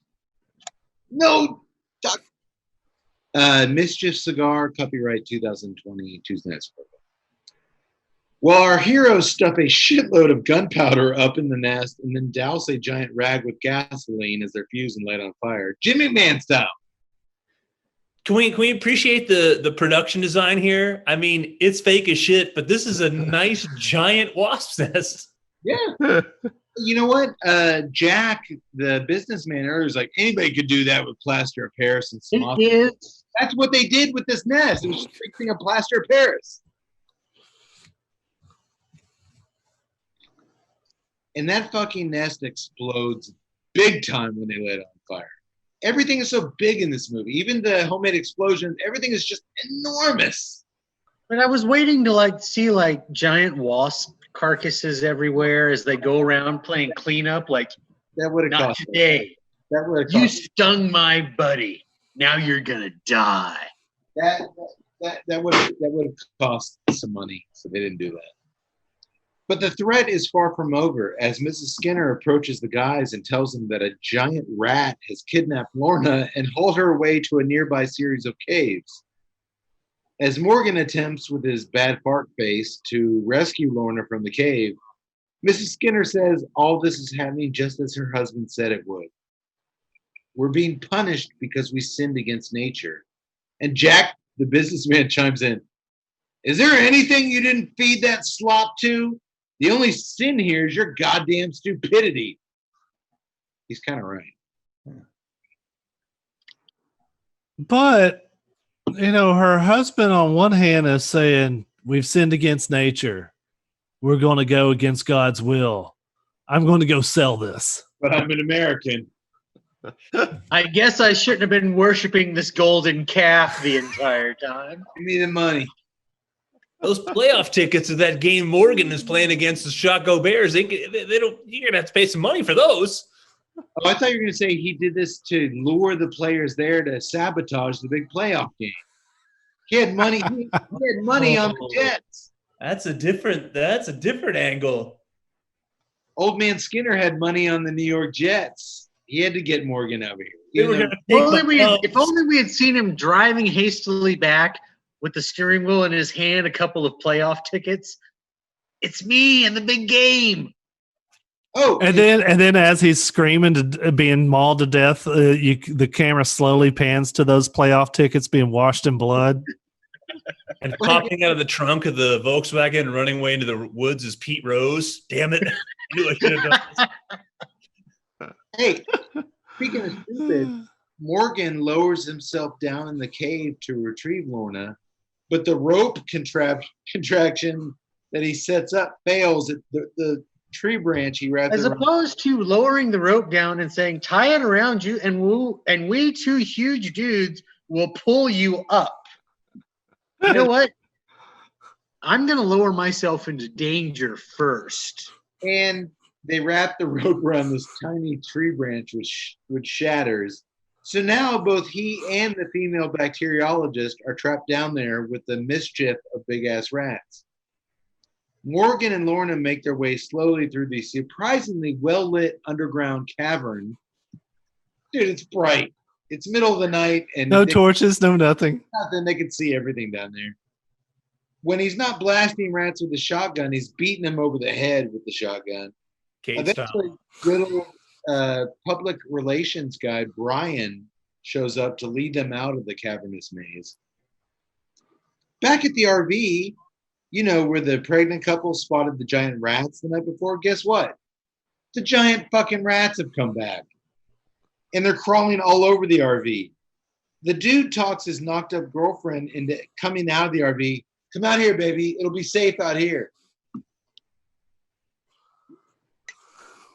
If I'm in an RV and I'm pregnant and I look outside and there's giant rats, guess where I'm not going?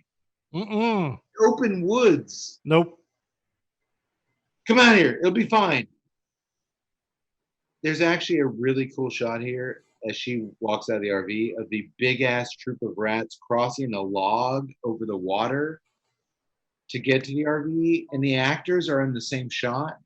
It's one of the few shots where they actually do, like, these giant rats are walking over the log over the stream, and the RV's right here, and the actors are in the. That is really well done. Yes. Like, there's a couple shots where they really sell. Because if you're going to do this shit, you can't just have miniature stuff and regular rats. You have to show a couple scenes with real people and the rats. This is the first scene where I was like, man, that shit looked really good. And I was like, yeah, I can tell what they've done here. It kind of popped out at me, but you have to think about this. This was done what 76. almost 45 years ago. So, I mean, it was made for those big screens. It was celluloid, so it actually looked really cool back then. Because I remember watching this as a kid, and it looked really good. I remember how it looked back then. Doctor, when was Jaws? 75. So this definitely falls into the creature feature copycat form of cinema that we've talked about with Grizzly and everything that came after it. I thought that scene was necessary at this point to show the rats on screen with actors. I agree. You have to, otherwise you're just not going to sell it at all. Every time you show the rats, are just a bunch of normal rats crawling over toys. Yeah. This actually, that scene with them in the same shot sold this thing. I mean, it made a big difference. Well, I didn't see this coming. The couple escapes the wrath of the rats somehow, including a never before seen albino rat with red eyes. And they make their way to the Skinner farm just as Jack is loading up his Cadillac with bottle after bottle of the mysterious ooze.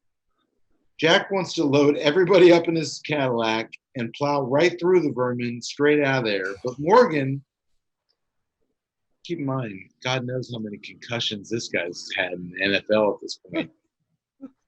They didn't know about concussions back then. He convinces a reluctant Brian, the PR guy, that they're better off going ahead to check it out in the completely exposed open air Jeep first.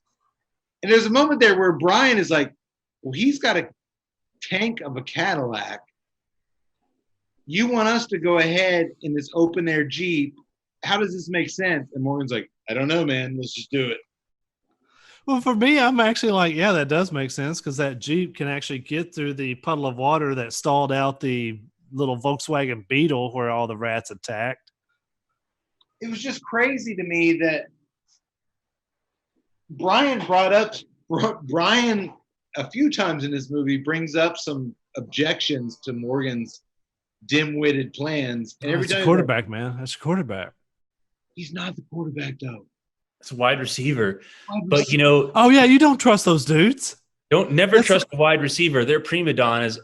But he might be thinking somewhere out there in the woods, Matt Cade, Bryce Harper, and Albert Colby Joey Bell are running around with baseball bats to go save the day. Listen, he flat out asked Morgan, why is this a good plan? And Morgan can't tell him why. Concussions. But Brian goes along anyways. I always thought he was the quarterback. That's why I bought into it. If it's the fucking wide receiver, that's going to be like that's like following Tweeter from Varsity Blues. Tyreek Hill, for Christ's sake. Tut, I thought the same thing as you. The first time I watched this movie, I was like, he's a star quarterback. No, he's a wide receiver. Des Bryant has good ideas. Let's do what he says. And he's like, what do you have to lose other than your fucking one life you have to live? I kind of like it. It's not a bad life. There's the big game. I kind of want to make it to the big game. I guess it's best not to question your star quarterback, right? Oh, wait. He's not the star quarterback. He's a wide receiver or maybe at worst, a tight end. You're following a tight end into the shit? For Christ's sake. I'm not following no goddamn tight end in any battle whatsoever. Hey, Troy Aikman says, we're getting this Jeep, we're doing this. I'm like, okay, fine, it's Troy Aikman. Jay Novacek is like, hey, come with me. Fuck you. No, I might follow Jay. Jay's a ranch man. He knows what's up. Now, it would be like following Gronk. I'm not following Gronk. Well, Gronk's got beer, so I might follow Gronk. To go with the football analogy, this guy started off as Jim McMahon. Now he's reduced down to Jay Novacek.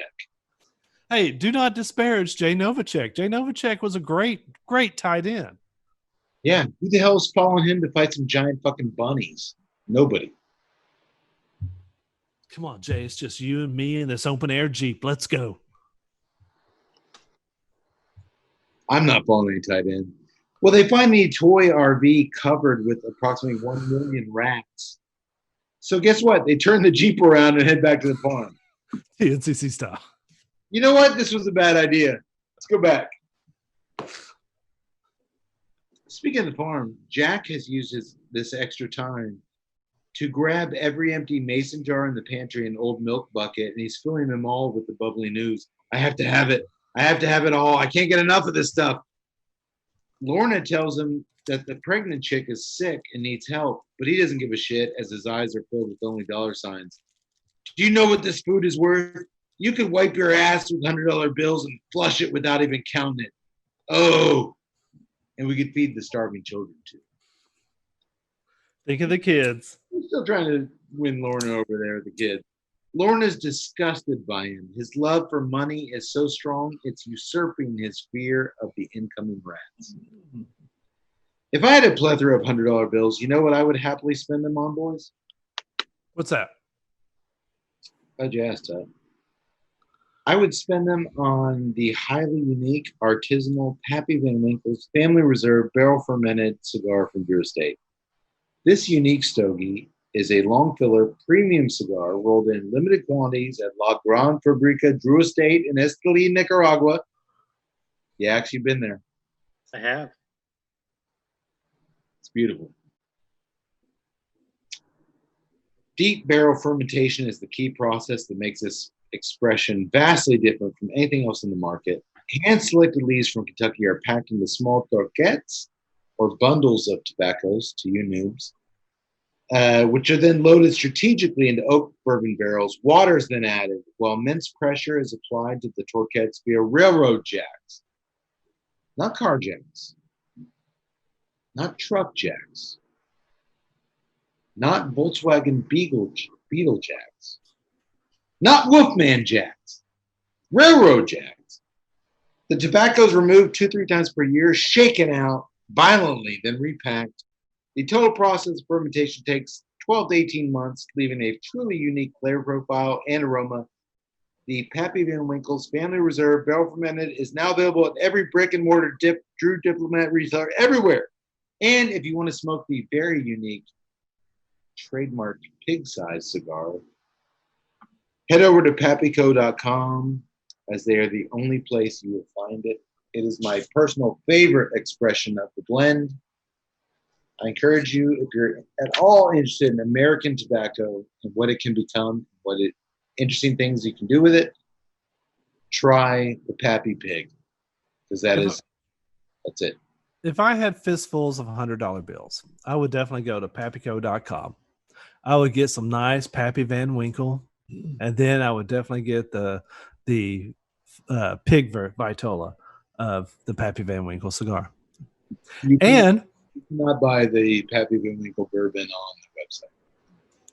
well, then I would just go and get the cigars in. Yeah. I'm sorry, Kate, I missed what you said. Can you order the Pappy whiskey from that website? No. You order the cigars and the ball caps and the t-shirts and all the really cool Pappy swag. But as far as Pappy Van Winkle bourbon, you're on your own. But if I also had fistfuls of $100 bills, I would probably also go to TuesdayNightCigarClub.com. I would head over to the famous smoke shop banner that we have there. I would spend that fistful of $100 bills, even if I had just $100 bill. I would buy something on TNCC or TuesdayNightCigarClub.com, famousSmokeShop.com banner, and then I would enter the promo code. You don't even have to. We've already got it to where it enters the promo code TNCC20 for you, and you get $20 off. 20 off 100. That's like 20%. And, Father's Day is coming up. So if I wanted to get my dad something and I had fistfuls of $100 bills, I would go to TuesdayNightCigarClub.com. I would hit the Amazon banner and I would buy my dad a little something. What would you buy? Gift certificate. Booze. Has anybody ever looked up Pappy Van Winkle to see what they could purchase it for? A couple $100. So okay, you're not spending like $1,000 or Well, you can, but if you're on certain lists and in tune with your local retailers, it's not impossible to find for a reasonable amount. Okay. But I do. That is the one incarnation of the fire cure tobacco that I enjoy. You know what? There are sponsors. I'm going to be honest. We're transparent here. I'm not a big Kentucky Fire Cured fan. I enjoy the sweet a lot better than the not sweet versions, but I like the Pappy way better. Okay. Well, Morgan has some cockamamie theory that he can lead the rats to water where they'll sink like stones. Brian's like, they're rats, they'll swim. He's like, well, yeah, when they weigh a pound, when they weigh 130 pounds, they'll sink. They're not used to that shit. If you could swim at 1 pound, can't you swim at 130 pounds? You would think, but Morgan isn't listening to anything his friend has to say. He's an NFL tight end. He knows what he's doing. It's a tight end. He knows it. He's using the same instincts that took them to the one divisional playoff series win in the last 5 years to beat these godforsaken rodents, Phillip Rivers style. Morgan is the Case Keenum of cinematic heroes. Am I right, Doctor? You might have given Case Keenum too much credit. I thought Phillip Rivers was a really good analogy. Yeah, you're overrated. I don't think this guy knows what he's doing. If they can electrify the fence running along the border of the Skinner Farm property, they can lead these demonic critters to a watery death. And guess what? By using an old generator, which they got somewhere, we never saw that, and some jumper cables, they in fact do electrify the fence, and it sends the rats scurrying away. We won! We won! Brian yells. I found this generator in this discarded Beetle. I don't know where it came from, but, you know. It looked like it had been beaten severely with a baseball bat, but it's still... Not so Ryan, fast. did you lose some tickets to the big game? There's a couple here. I've lost my job, Tut. I've lost my job. Not so fast, boys. Half the rats do indeed follow the fence line down to the water and go into the ocean and drown. But the other half get smart, and they knock a tree down, which crushes the generator, freeing them to continue their reign of rat terror on the humans. Serious question. Am I the only one at this point who hates all the humans in this movie and wants the rats to make it to the mainland and just kill all of humanity? No, I like Morgan, and I like the little British chick.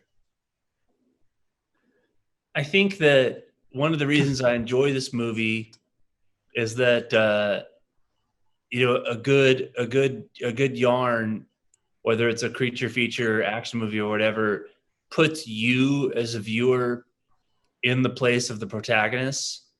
And so, as unrealistic as the situation is, I put myself there, and it's actually very frightening. And so I gotta say, Kate, I'm not there with you.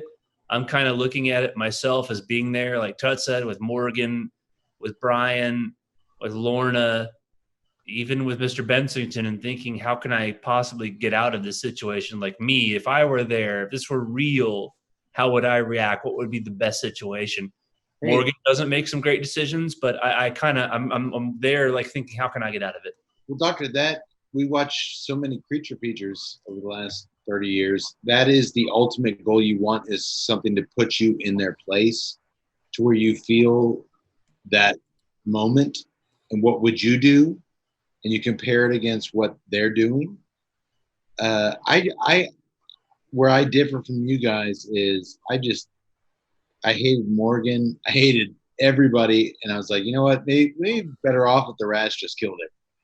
The funny thing is that I did not remember this movie until you were like, hey, we're doing the Food of the Gods. You know, you kind of gave me the synopsis. I was like, I think I've seen that. And I'm pretty sure I have. And sure enough, I started watching it and all the memories flooded back. Like, you know, I think I saw this in high school.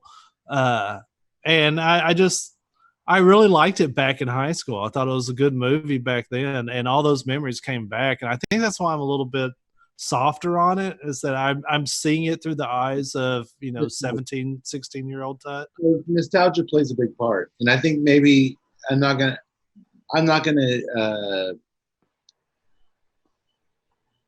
judge Doctor for where we differ on this because he had memories of this movie earlier. I don't think that's fair because I don't have any memory. The only memories I have of this movie are when they showed clips of it in Terror in the Aisles, one of the great horror documentaries of all time. And they showed Mrs. Skinner clubbing the rats and stuff. I had no memory of this movie going in. I knew that it was the giant rat movie, and that's why we should compare it tonight. But I had no memories of this movie. So, but I'm not going to discount you and Doctor's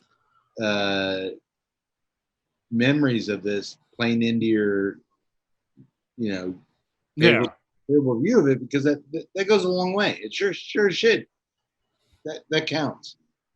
It really does, Cade, because I think my personal experience is that back in the early cable days, when you went from having 10 or 12 channels to having 30 or 40, I feel like I saw this on like a Saturday night or a Sunday afternoon with my dad when I was about 10 or 12 years old on TNT or TBS. Yeah. I think that's my earliest memory of it. And so I think you're right. It's like drinking a good beer, a bottle of wine. The situation has something to do with it. I think that's my first memory of it. Well, in the food world, they call it a Prussian moment, when you take a bite of something and it takes you back to a moment in your history. In cinema terms, there's no word for that, but in the food world, the Prussian moment, you take a bite of that grilled cheese and it takes you back to the grilled cheese of your youth. It takes you back to something, and that has weight. So I'm giving you guys that for sure, because I didn't have that. Because, as you know, Doctor, which is one of the many reasons that I spent a lot of time at your house, I had 4 channels through college. Like my parents never got cable. It was one of the big drawing points to my now wife and my girlfriend. I like to date chicks that had channels because I didn't. So basically what you're saying is that our friendship was not founded on common ground or enjoying each other. It was because I had a VCR. Your VCR played a big part in our friendship, Doctor. My girlfriend's purple boxes played a big part in how much I was interested in them. Hey, it's okay. It's okay. Everybody's got their thing. Everyone's got that. Well, friends, getting back to the movie. Tut, you've lit in a second cigar. What are you smoking? I don't know. It's got a skeletal hand with a rose on the band. I went up to Smoker's Abbey and I said, all right, I want, this cigar, this cigar, this cigar, and then pick one. Because I always I trust Ian. He's a good tobacconist and he knows my profile. So he will go into his humidor and pick something out that I might have looked over or I might not have tried, because sometimes you're a creature of habits and we want to, stick with stuff. And so I'm like, all right, just surprise me. And I always hate being like one of those guys, and I almost am. And I've caught myself the last couple of times. So it's like, hey, have you tried this before? And I'm like, oh no, I don't want to. No. Last couple of times I've been like, hit it. That's all right. Hold it up to the screen so we can see what the band looks like. You can't tell. That's all blurry. So you don't know what the hell you're smoking. It's black with gold filament. Very nice band. A skeletal hand holding a single rose. And there's no writing on it whatsoever. That is it. Okay. So what I will do is I will save this band, and then I will go back to Ian and I'll be like, what is this? Do you like it? Mm-hmm. Okay. It's a nice medium stick right now. It's got nice little earth tones to it. It's a very dry cigar in terms of mouthfeel. So yeah, I kind of like it. Describe the band one more time. It is black with gold filament. And then it's kind of like an ellipse, a vertical ellipse, and in the middle of it is a skeletal hand holding a single stem red rose. All right, we're going to see how well social media works. But I'm going to ask him right now, what's the cigar you sold Tut with the skeleton hand holding the rose? And let's see if we get an answer. Okay. I am smoking the Factory Smoke Connecticut from Drew Estate. I figured I'd follow the Year of the Route, another Drew Estate selection. And as far as budget smokes that are friendly to your palate and friendly to your wallet, this is a good one. Yak Boy, have you lit up something? Are you still on the Year of the Rat? I'm not. It ran its course, delicious as it was, but there's only so much of it. I love technology, boys. Smokers Happy just said Tut is smoking the La Madrina by Dapper Cigars. Okay. And you like it? Yeah, it's kind of nice coming off of the richness of the Year of the Rat. This is very low keyed in terms of that, but it counterbalances with a nice breadiness. There's a lot of toast and bread flavors in this, and I'm liking it. It's working. I am, and the retrohale is very, very pleasant. And guess what? I don't know if it's. I'll see if it hangs on. But on the retrohale, sweet raisins. Get some sweet raisins? Sweet raisins on the retrohale. Yeah. All right. Well, boys, the rats quickly descend on our heroes, and they make lunch meat out of poor old Brian, the PR guy. I actually felt bad at this kill scene. I kind of liked Brian. I don't know what it was about him, but I liked him. He was honest and was like, why the fuck are we doing this? He questioned everything, but he went along with everything. And I mean, I understand, like, it's 1976, but I'm also like, you have not the firepower for what you need to do here. But I'd like how Tut pointed to himself at that. You know what? I have a lot of beliefs and feelings, but you tell me what to do. I'll do it. I'm going to question everything. I'm going to complain about everything, and then I'll probably do it. That's Brian. They nod him like a fat white supremacist wife at a Golden Corral buffet.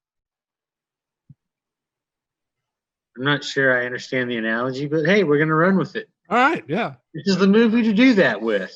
I imagine that the wives of white supremacists are probably fat and gross and eat at Golden Corral and eat a lot of shit at their buffet. That's where I went there. Oh, okay. I think gnawing that like a Golden Corral. They were not. The rats are gnawing at Brian like a fat, gross white supremacist wife at a Golden Corral breakfast buffet. Okay. It's just, you don't want to look at it. It's intense, it's messy, and you don't want to see it. But you can't help it. You got to look. It makes me wonder who was operating those giant rat heads. Just really get in there. Just bite him. Just bite him. Well, they tear his noggin clean off his shoulders. Did you see that where they rip his head off? Yes. He's just a headless buffoon at that point. And Morgan only has that one look on his face. Bad fart look. I didn't fight a 10-foot tall chicken for this. Morgan fires a few shots at the rats as they're gnawing his best friend before jumping in his Jeep and hauling his ass away from the situation he's solely created upon himself. The only reason Brian got killed was because he followed Morgan. I like how there was like 6 rats on Brian, and then there was 1 rat on Morgan, and Morgan couldn't dispatch that rat, but Brian could hang on with like 6 rats. Yeah. And as Brian was a fighter. As he's watching his buddy get gnawed to death, he fires off a couple shots and gets the hell out of there. I created this mess, but you know what? I'm just going to flee from it. Cut stop. Oh, yeah, I'm bailing. I'll fire a couple of shots, you know. When he gets back to the Skinner farm, Morgan snaps and starts dumping Richmond Morgan. Starts dumping, Morgan, the football player, starts dumping out all of Jack's precious buckets of slop, much to the degree of the asshole's dismay.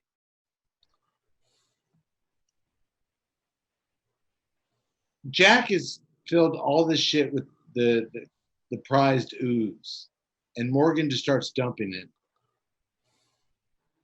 If Morgan was a true star of the NFL, even in 1976, wouldn't somebody have recognized him? Oh, you're that guy from TV, or you're that. Didn't you get the impression he was maybe playing in the Canadian Football League? Well, It was the AFL. Doctor, we started this off, he was a quarterback. Then we knocked him down to a wide receiver. I'm convinced he's a blocking tight end at best. Second string. If we go with the people that he's with currently, the old lady, she doesn't have telephone. Is she supposed to have television? That's true. Secondly, our heroine, she is a scientist, bacteriologist. She gonna watch football? No. But yeah, it seems like a very weird character choice. You could have made these guys anything to make him an NFL player, and it never results in anything story arc wise. Like, why you could have made these guys anything. We just said, but we also identified that he's not the star quarterback. No, but it makes no sense. Yeah, they positioned him as the All-American guy, just the average Joe. So I mean, it kind of works. He's just an average guy. He's not an average Joe. He's an NFL player. But back in the 70s, they weren't lionized. Look, he's not today. Flash Gordon, okay? The football angle made no sense whatsoever if you weren't going to bring it in to make it like a key point. And I thought I was making a case into the Flash Gordon. I mean, that guy just saved the universe. Quarterback New York Jets on the cover of People magazine. This is where I have to say that in this point, while everything you're saying is true, Cade, we're kind of getting into reading more into than what we should in a movie called Food of the Gods. Yeah, but that was a translation of a turn of the century novel. Make these guys NFL dudes if it wasn't going to play a part in the story. These guys Look, when Samuel L. Blankowitz wants an NFL player, Samuel L. Blankowitz gets an NFL player. Maybe so. That's why he is Samuel L. I think it is, Kate, it is a cheap backstory, but I think it's a backstory to try to show that Morgan's a man of action. He's a tough guy. He's a football player. This seemed like a really weird character choice, but I'll go with it. Regardless, the rats show up and everyone runs for cover in the house. Wait a minute. Well, except for if they would have cast Jim Brown in this role, would it have made more sense? Changing nothing else but just Jim Brown. Yes, he's Jim fucking Brown. He's gonna take care of these fucking rats. Okay. Not fart face. So it's just the actor that you have a problem with. He's terrible. He's not an actor. He's a fart face. Dick Butkus. I'd love to see Dick Butkus in this role. They couldn't afford him. Well, Jack, the businessman, as everyone else runs to the house for cover, he tries to scoop up his cash cow goop off the ground and is immediately tackled by a bunch of big-ass hungry rats. Serves him right. He deserved that. His love of money was the cause of his own death. And let's give credit, yaks, where credit is due. These giant rats look good eating. It's a good special effects. Whoever made these giant rats, Heads. Yeah. it looks good. It looks good. So the remaining survivors up in the Skinner farmhouse boarded up from the inside like a Romero zombie movie. They scare the rats away with some shotgun blasts.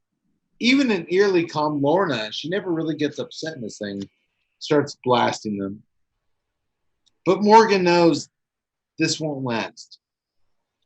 We have to do something bigger. So he starts cutting open shotgun shells to make some more bombs, like the ones they used on the wasp nest early in the film. Now our tight end is an anarchist Only they had left making the wasp homemade bombs. alone. He also realizes after watching them scurry away that the albino rat with the red eyes, that seems to be their leader. If only they had giant 4-foot wasps that could sting these rats and kill them. Well, they shot all of them and then they blew their hive away. Yeah, the wasps are dead, Yaks. The wasps are I dead. know. Keep It's up. a shame they could have used them against one another. But the expecting father-to-be isn't buying any of Morgan's bullshit plans. He grabs his Brian. pregnant girlfriend and tells her they're getting the hell out of here. We're going to take Jack's Cadillac, which has a roof, and we're going to drive straight through these rats. But guess what? She starts having labor pains, so they have to stay put. Was I the only one that was like, 1970s siege movie? Of course, you got to have a pregnant girl trapped in there. And cut, just like a Romero zombie flick or a 70s siege film, the survivors are all turning on each other under pressure, locked in the house. TNCC style. You give us any kind of complication, we're turning on each other fast as fuck. I'd like to not believe that. I don't think we would until the beer runs out. That's the touches Just it know on the head. that I won't be There's a bringing case it of back. beer inside this house. Grab another beer and then I'll figure things out. Yeah, we're fine Just until the like beer a runs out. kid to bring a bat to a gunfight. With Ted, I'm bringing a bat to a geometry fight. I got my slide rule out there. Hey, speaking of Lorna, the female bacteriologist, as Morgan makes his Molotov cocktails and pipe bombs, she tells him she'd like him to take a quick break and make love to her. Oh, man, I've been there. All right. Well, He actually says that. Could you take a break from making the bombs and make love to me?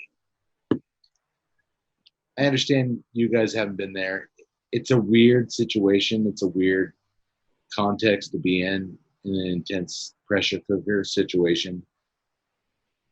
He steps up and plants a sloppy kiss on her lips and tells her, you know what? Let's continue this conversation once they get back to the mainland. Wouldn't you have taken 5 minutes to just bang her? Well, Kate, for some of us, it would have at least been 7 or 8 minutes. But yeah, I think the TNCC style would have been, rather than save our lives, let's go pop that coochie. I got your pipe bomb right here in my pants. Oh! I think maybe Morgan would have clarified, look, I don't know what you've heard, but I killed a 10-foot cock. I don't have one. I'm not a NFL quarterback. I'm a tight end. But I can get into some tight spaces. Ow! Giant rats! I got a giant furry animal in my underpants! Oh! Never gets old. Of course he doesn't say that. He just kisses her and like, to be continued.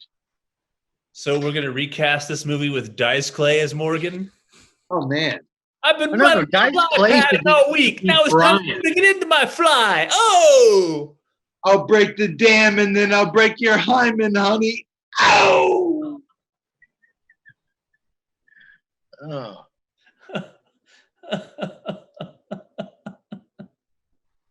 Sorry. Ugh. I guess I'm not the responsible hero type like you guys. Oh, just in case you didn't understand, these Skinners, if you had any doubts that the Skinner family were the most stereotypical old farming couple ever, they have a painting of Grant Wood's American Gothic hanging up in their living room. Do you see that? That was a little bit. A little bit set designer. Mincy, get that bat and hit me over the head with it. Oh, That was exactly what the message was. Nose. It's called a Norman Rockwell, but I got a Norman Cockwell. Oh! Oh! My God. Seriously, set designer, that's your call to like, these are American folks. How do we portray that in their house? Well, just put up American Gothic. Okay, you got Terry Malick over here, and you got Burt Gordon over here. These are people of the land, salt of the earth. Salt of the earth. You know, morons. You know, idiots. All right. So now Morgan somehow, I don't know how, talks the father-to-be into leaving his pregnant wife in labor and all the others in the farmhouse to jump in his open-air Jeep with him and a bunch of gas bombs and flee the scene. And as soon as they do, guess what? The mischief of rats moves in and starts invading the house full force. Who saw that coming? The guy says, "Why again did I leave my pregnant wife and unborn child to die with you, sir?"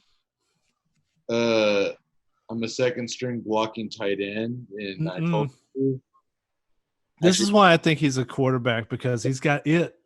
He's a wide receiver. He's been playing wide receiver the whole time. He's got it. That actually didn't. That scene didn't occur, but nobody's following a fucking tight end out to fight rats. You do. God, you have never it. follow a tight end anywhere. I mean, for crying out loud, it could be Jay Novacek. It could be Kellen Winslow, not the rapist, but his father. It could be Eric Bjornsson, for crying out loud. You never fire a tight end anywhere?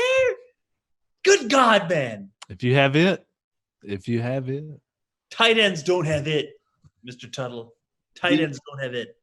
The old adage of women and children first means nothing to Morgan, our hero. Perhaps he's the biggest rat of them all. Like where this is going. If at least he had thrown down some sort of football, it's 4th and 9, we've got to do this. Nope. You think that they would have actually Hail Mary, work with me, damn it. You think they would have actually added a little bit of that? It's for like when there's that scene where he's snapping the husband out of it. Look, it's 4th and 9.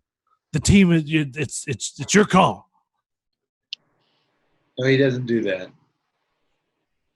That would have At least slap someone in the face. If you're going to make your reach down deep inside of you and find that thing that's going to get us out of here.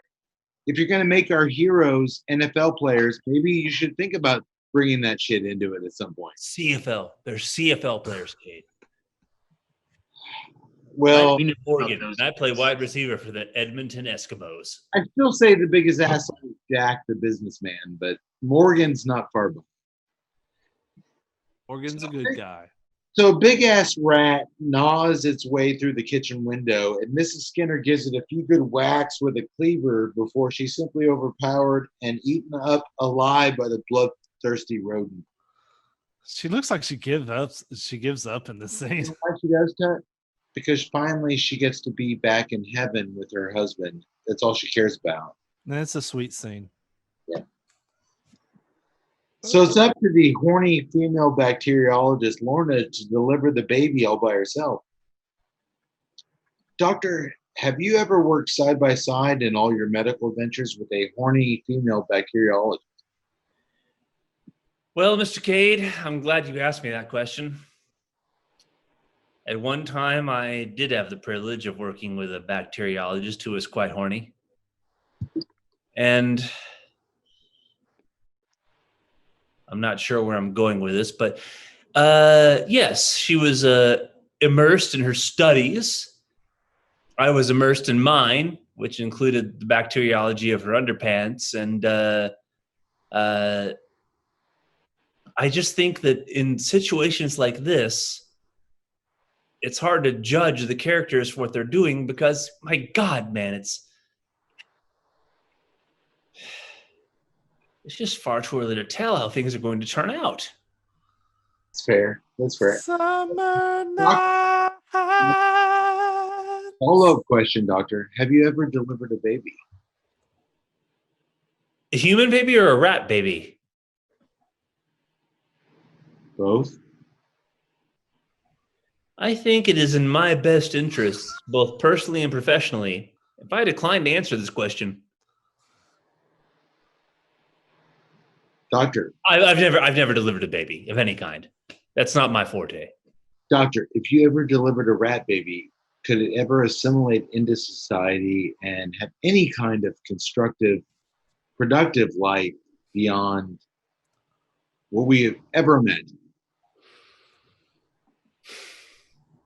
My God, I certainly hope not. The ramifications of it are enormous. I would be playing God, and although I've done that earlier this morning with my maple syrup and my French toast, that was an entirely different scenario. My God, I can't play God like that. Do you think that rat baby would ever be able to assimilate into society?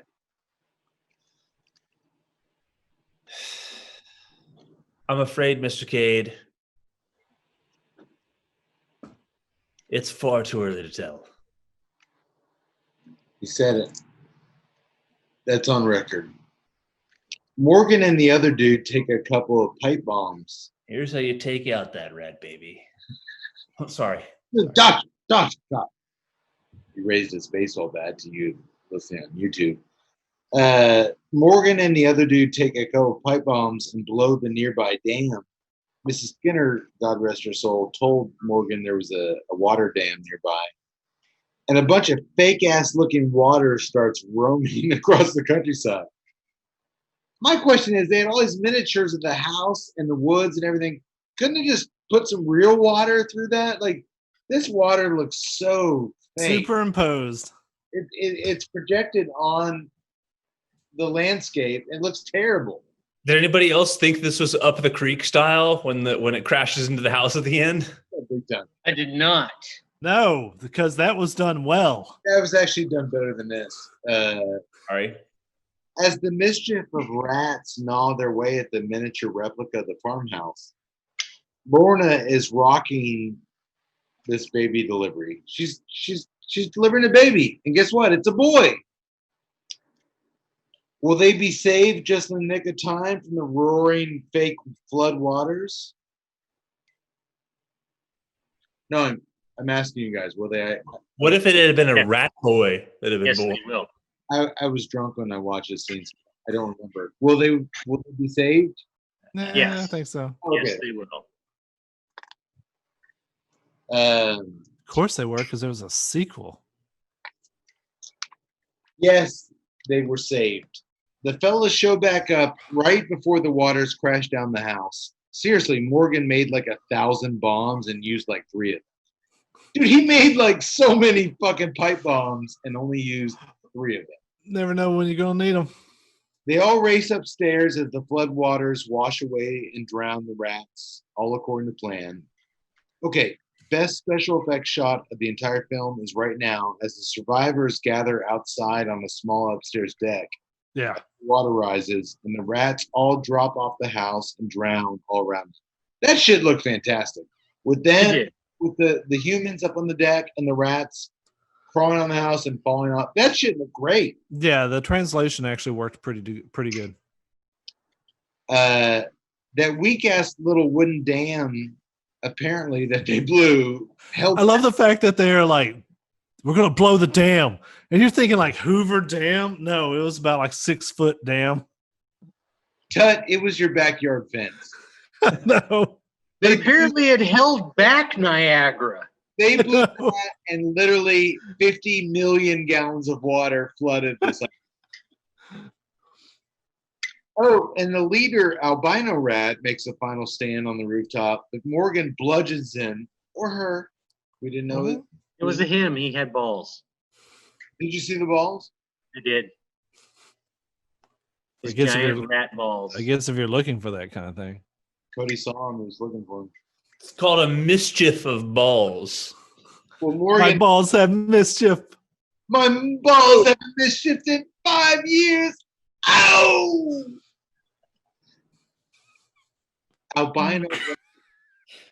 Hey, that could be a Connecticut Unico cigar, the albino rat.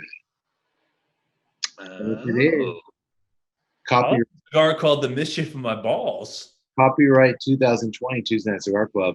All we ask is you give us unlimited boxes and Drew State you can use the albino rat. Or the my balls. Ow! Do you think they would ever do my balls, Unico? Probably Why not. not? Just give us free cigars and we're not gonna sue. Watching this final showdown with the rats as we see them drown underwater. Dude, they show real rats like struggling underwater. Not fake ones. These are real rats like clawing at the trying Well, to. it was 1976. Let's just actually drown these guys. I was actually thinking about In that. the tractor. That's what we were all thinking. That's where I'm going here. And when Morgan shoots the real rat and the little blood splats shoot on him, I just couldn't help but think. I looked a lot on the internet for like controversy or like special effects with this movie, and like they had, I'm speculating, I don't know, they had to kill a ton of rats on this movie. There's no way they can put a thing at the end of this movie like no rats were harmed. Harmed. We really did kill a bunch of animals. We drowned 2,000 rats and we shot like 500 rats. But That's how Samuel L. Bronkowitz makes a movie. are you Samuel Bronkowitz? I'm Samuel L. Bronkowitz, and that's how we're doing this shit. Dude, I couldn't find anything about, but dude, there's so many scenes of rats just with these bullet holes, and like they look like real rats in pain. There was one scene where one of the rats took. I just feel like Samuel L. Bronkowitz is Les Grossman. Where's my rat guy? Where's my rat You guy? get those rats and you fucking drowned them. Just spring them. If you don't drown them, they get this. Oh, There was one scene where it was the camera was head on with one of the rats, and the rat takes a gunshot to the eye or like right above the eye. And the only way that I could think that they did that was that they actually had the little goop there and they stood in front of it and flicked it on the rat. And even then, I mean, I'm like, that poor freaking rat, man. Those little puffs of blood on these, because you can tell they're real rats. Yeah. Hickory dickory dock, this rat was sucking my cock. Ow! no! So Morgan and the new Proud Papa drag all the rat carcasses into a big pile, and once Lorna has dumped the last remaining jar of the food of the gods, as Mr. and Mrs. Skinner have called it, on the dead bodies, Call the reporters? No. Call your congressman? No. Call the military? No. We're just going to take care of this ourselves. we'll do it. We have our special teams hero, Morgan, Special teams. that works two ways. I see what you did there. He's a special team standout. He douses it all with gasoline and sends them all straight to hell. Lorna. I also like this fire scene. I don't know why, but just the special effects of the fire scene. So there's a fire that's lit on the back side of the rats, and then there's a fire that's blatantly in front of the camera that they just like put in. It was like a fire line that wasn't even touching, that you could tell. Nothing is real in this movie. Even the fire scene, they had to like project onto the thing. Yeah. Don't you touch these practical rats. I've got them in about 3 more movies that we're going to do. Well, Lorna hugs Morgan tightly. She just might get to make sweet love to this tight end after all. And he might just get to make sweet love to her tight end after all. Hey. Ow! Oh, we got tight ends. Oh, run a fly pattern, baby. Here's my fly. Oh. All right, that was weak. I'm sorry. We cut ahead to the winter season as we watch a few remaining jars of the food the gods float down screen. Morgan tells us in voiceover that they were able to fix the RV, which was like a big, like the axis was broke. I don't know how they fixed that, but they did. They gave it food to the gods. And they got the safety. And once the floodwaters receded, he also says they were able to rejoin their football team. But it just wasn't the same without Brian or Davis.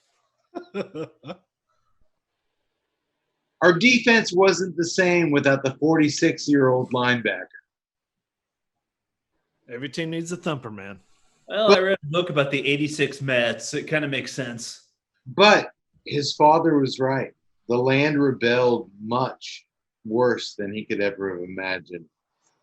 He hopes they got all that gooey stuff out of the ground. He hates to think what would happen if even a trace of it got out into the open water, or worse yet, into the public irrigation ditches.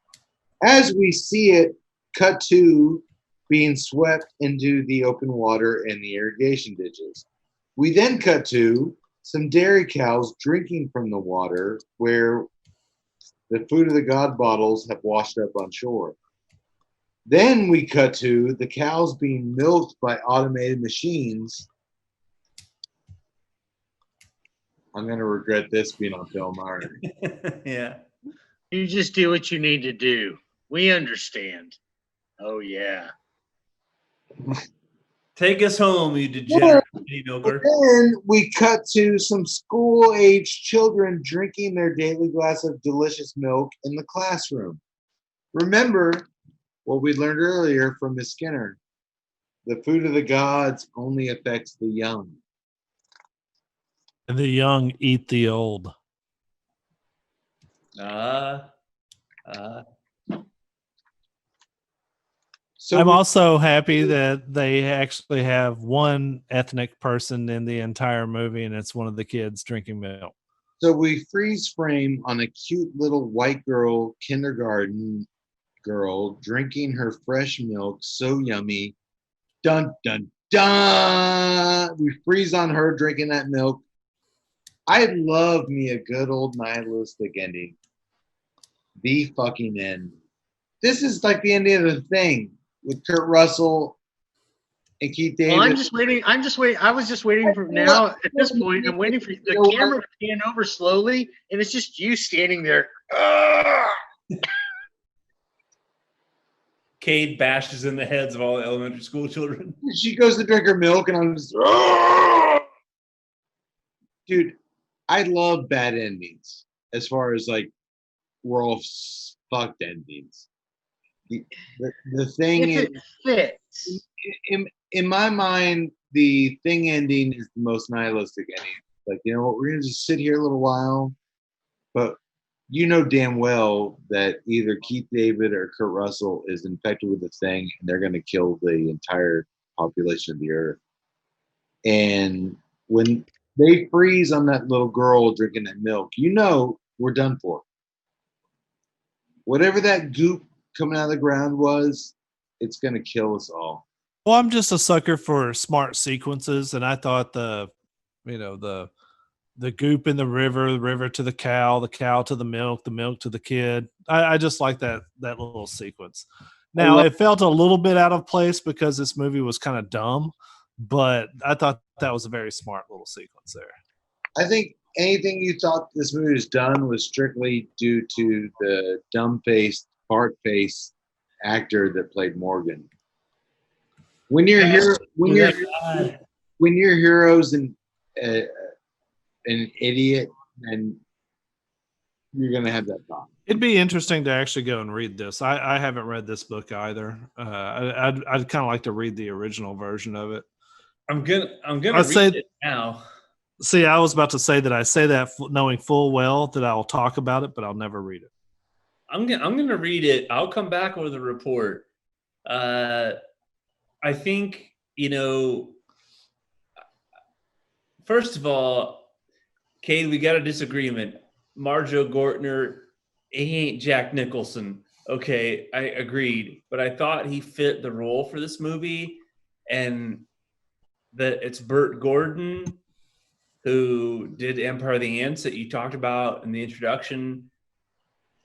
This is one of those movies made in '76.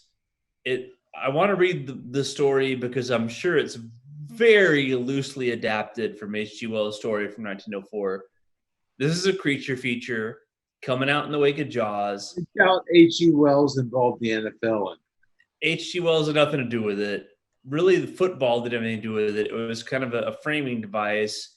And while you can pick at the framing device legitimately, let's look at what this movie really is. This is a creature feature post Jaws, and it's got a specific audience in mind. And it's a movie that is going to go out there and have fun. It's a horror movie. Yes, there's some very horrific scenes in it, but it's a horror movie. It's a creature feature. Marjo Gortner, he ain't Daniel Day-Lewis by far.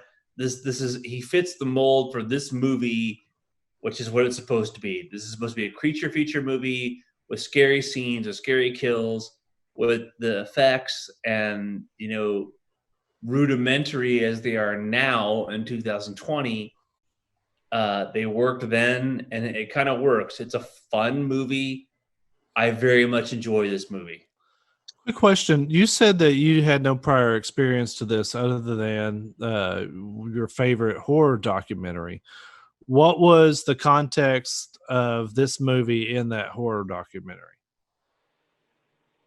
There was a music montage in Terror of the Isles where you see Mrs. Skinner bashing that rat with her giant cleaver. And what was the montage supposed to do? It was just a crazy montage in the Terror in the Isles of just horror at its most insane and crazy. And, okay. And that's where I just associated rats with this movie. There are a lot of rat movies I could have done tonight. There are actually horror movies called Rats, Rats 2. We could have done Willard with Crispin Glover. I like that one. We could have done Ben with the Michael Jackson soundtrack. We could have done a lot of things. But because I was such a fan of Terror in the Isles, whenever I think rats, I think of this movie, and I think I'm justified because there's a lot of fucking giant rats in it. But yeah, there's a lot of other crazy fucking rat movies we could have done. And that's what's great about cinema is there's literally 4 or 5 bona fide rat movies that we could have done. And we did this one.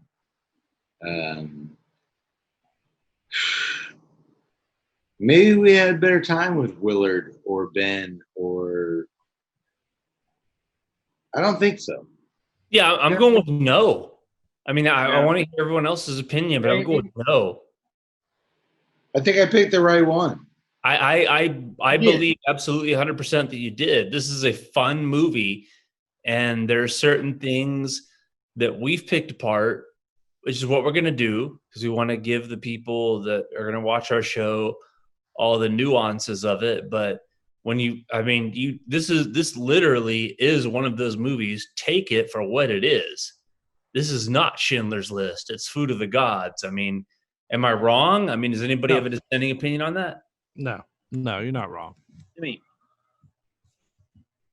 no. my only And you also have to look at it through the lens of the time as well. We're looking at it through the lens of 2020. Dan Sexy. Huge dick tight end had something I want to say. I just look at these movies and it was directed well. It was with exceptions. That water rushing out of the dam was just stupid. It looked ridiculous. It was if you've made all these tiny little RVs and farmhouses and all this stuff, why couldn't you just make a tiny little scene and show water rushing through it, like as opposed to this fake ass glowing water? I mean, Budget, time restraints. Yeah, Cade, you've got to appreciate this. That I mean, even Ralph Meeker is at the end of his career, but someone had to pay him some money. Someone had to pay Ida Lupino some money.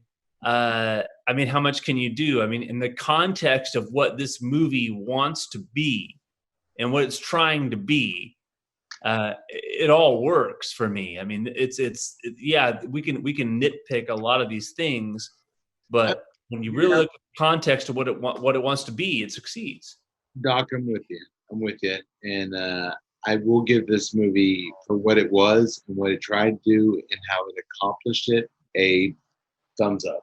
Yeah, absolutely. Yeah, boy, tut. Oh, 4 thumbs up. Yeah, and I will give the Year of the Rat a thumbs up. Absolutely. All right. I'll need to try many more of them, but I'm liking what it was. My beer, the Fear movie Lions, was a home run. It did not compete at all with the cigar. So I'm happy with that. And it sounds like none of y'all's beers compete with the cigar or washed it whatsoever.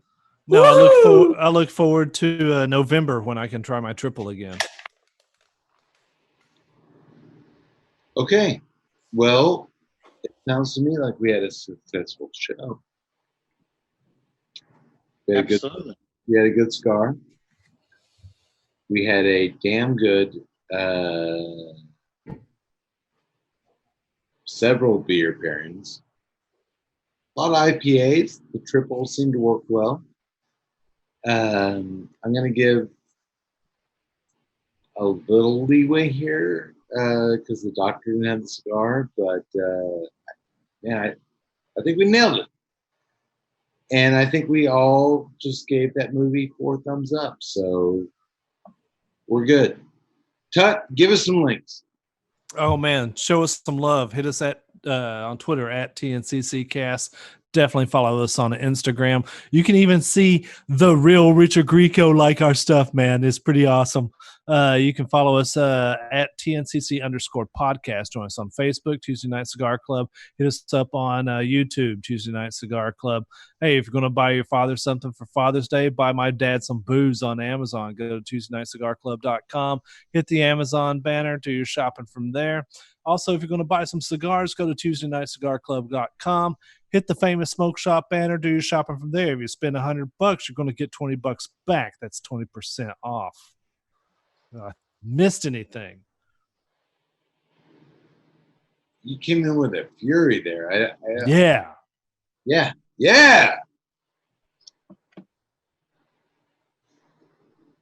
think you're good, brother. Thank you for joining the Tuesday Night Cigar Club podcast. I hope we got you through another week of quarantine. Stay safe out there. Yeah, Steve. Say it again, Tut. Stay safe out there. That's all we can ask. And if we can help you stay safe by just hanging out and listening to us for 3-4 hours, we've served our purpose. So may the wings of liberty never lose a feather. We love you. We thank you. Keep tuning in. We'll be back here in 2 weeks. Amen. Sayonara, motherfuckers. Peace out.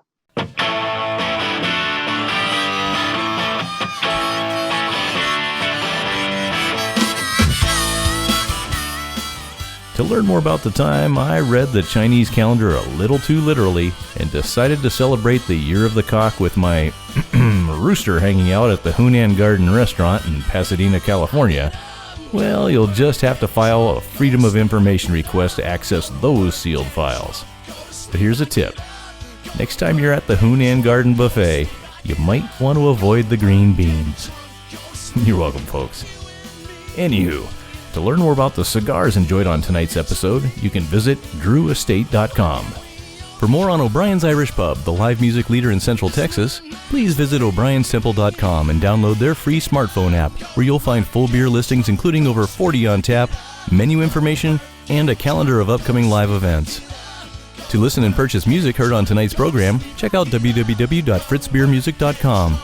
Thank you for listening to the Tuesday Night Cigar Club podcast. This is Keith A. Howell saying until next time, friends, unless we see you sooner at the pub. So keep it smoky, and for God's sake, keep it ballsy as well.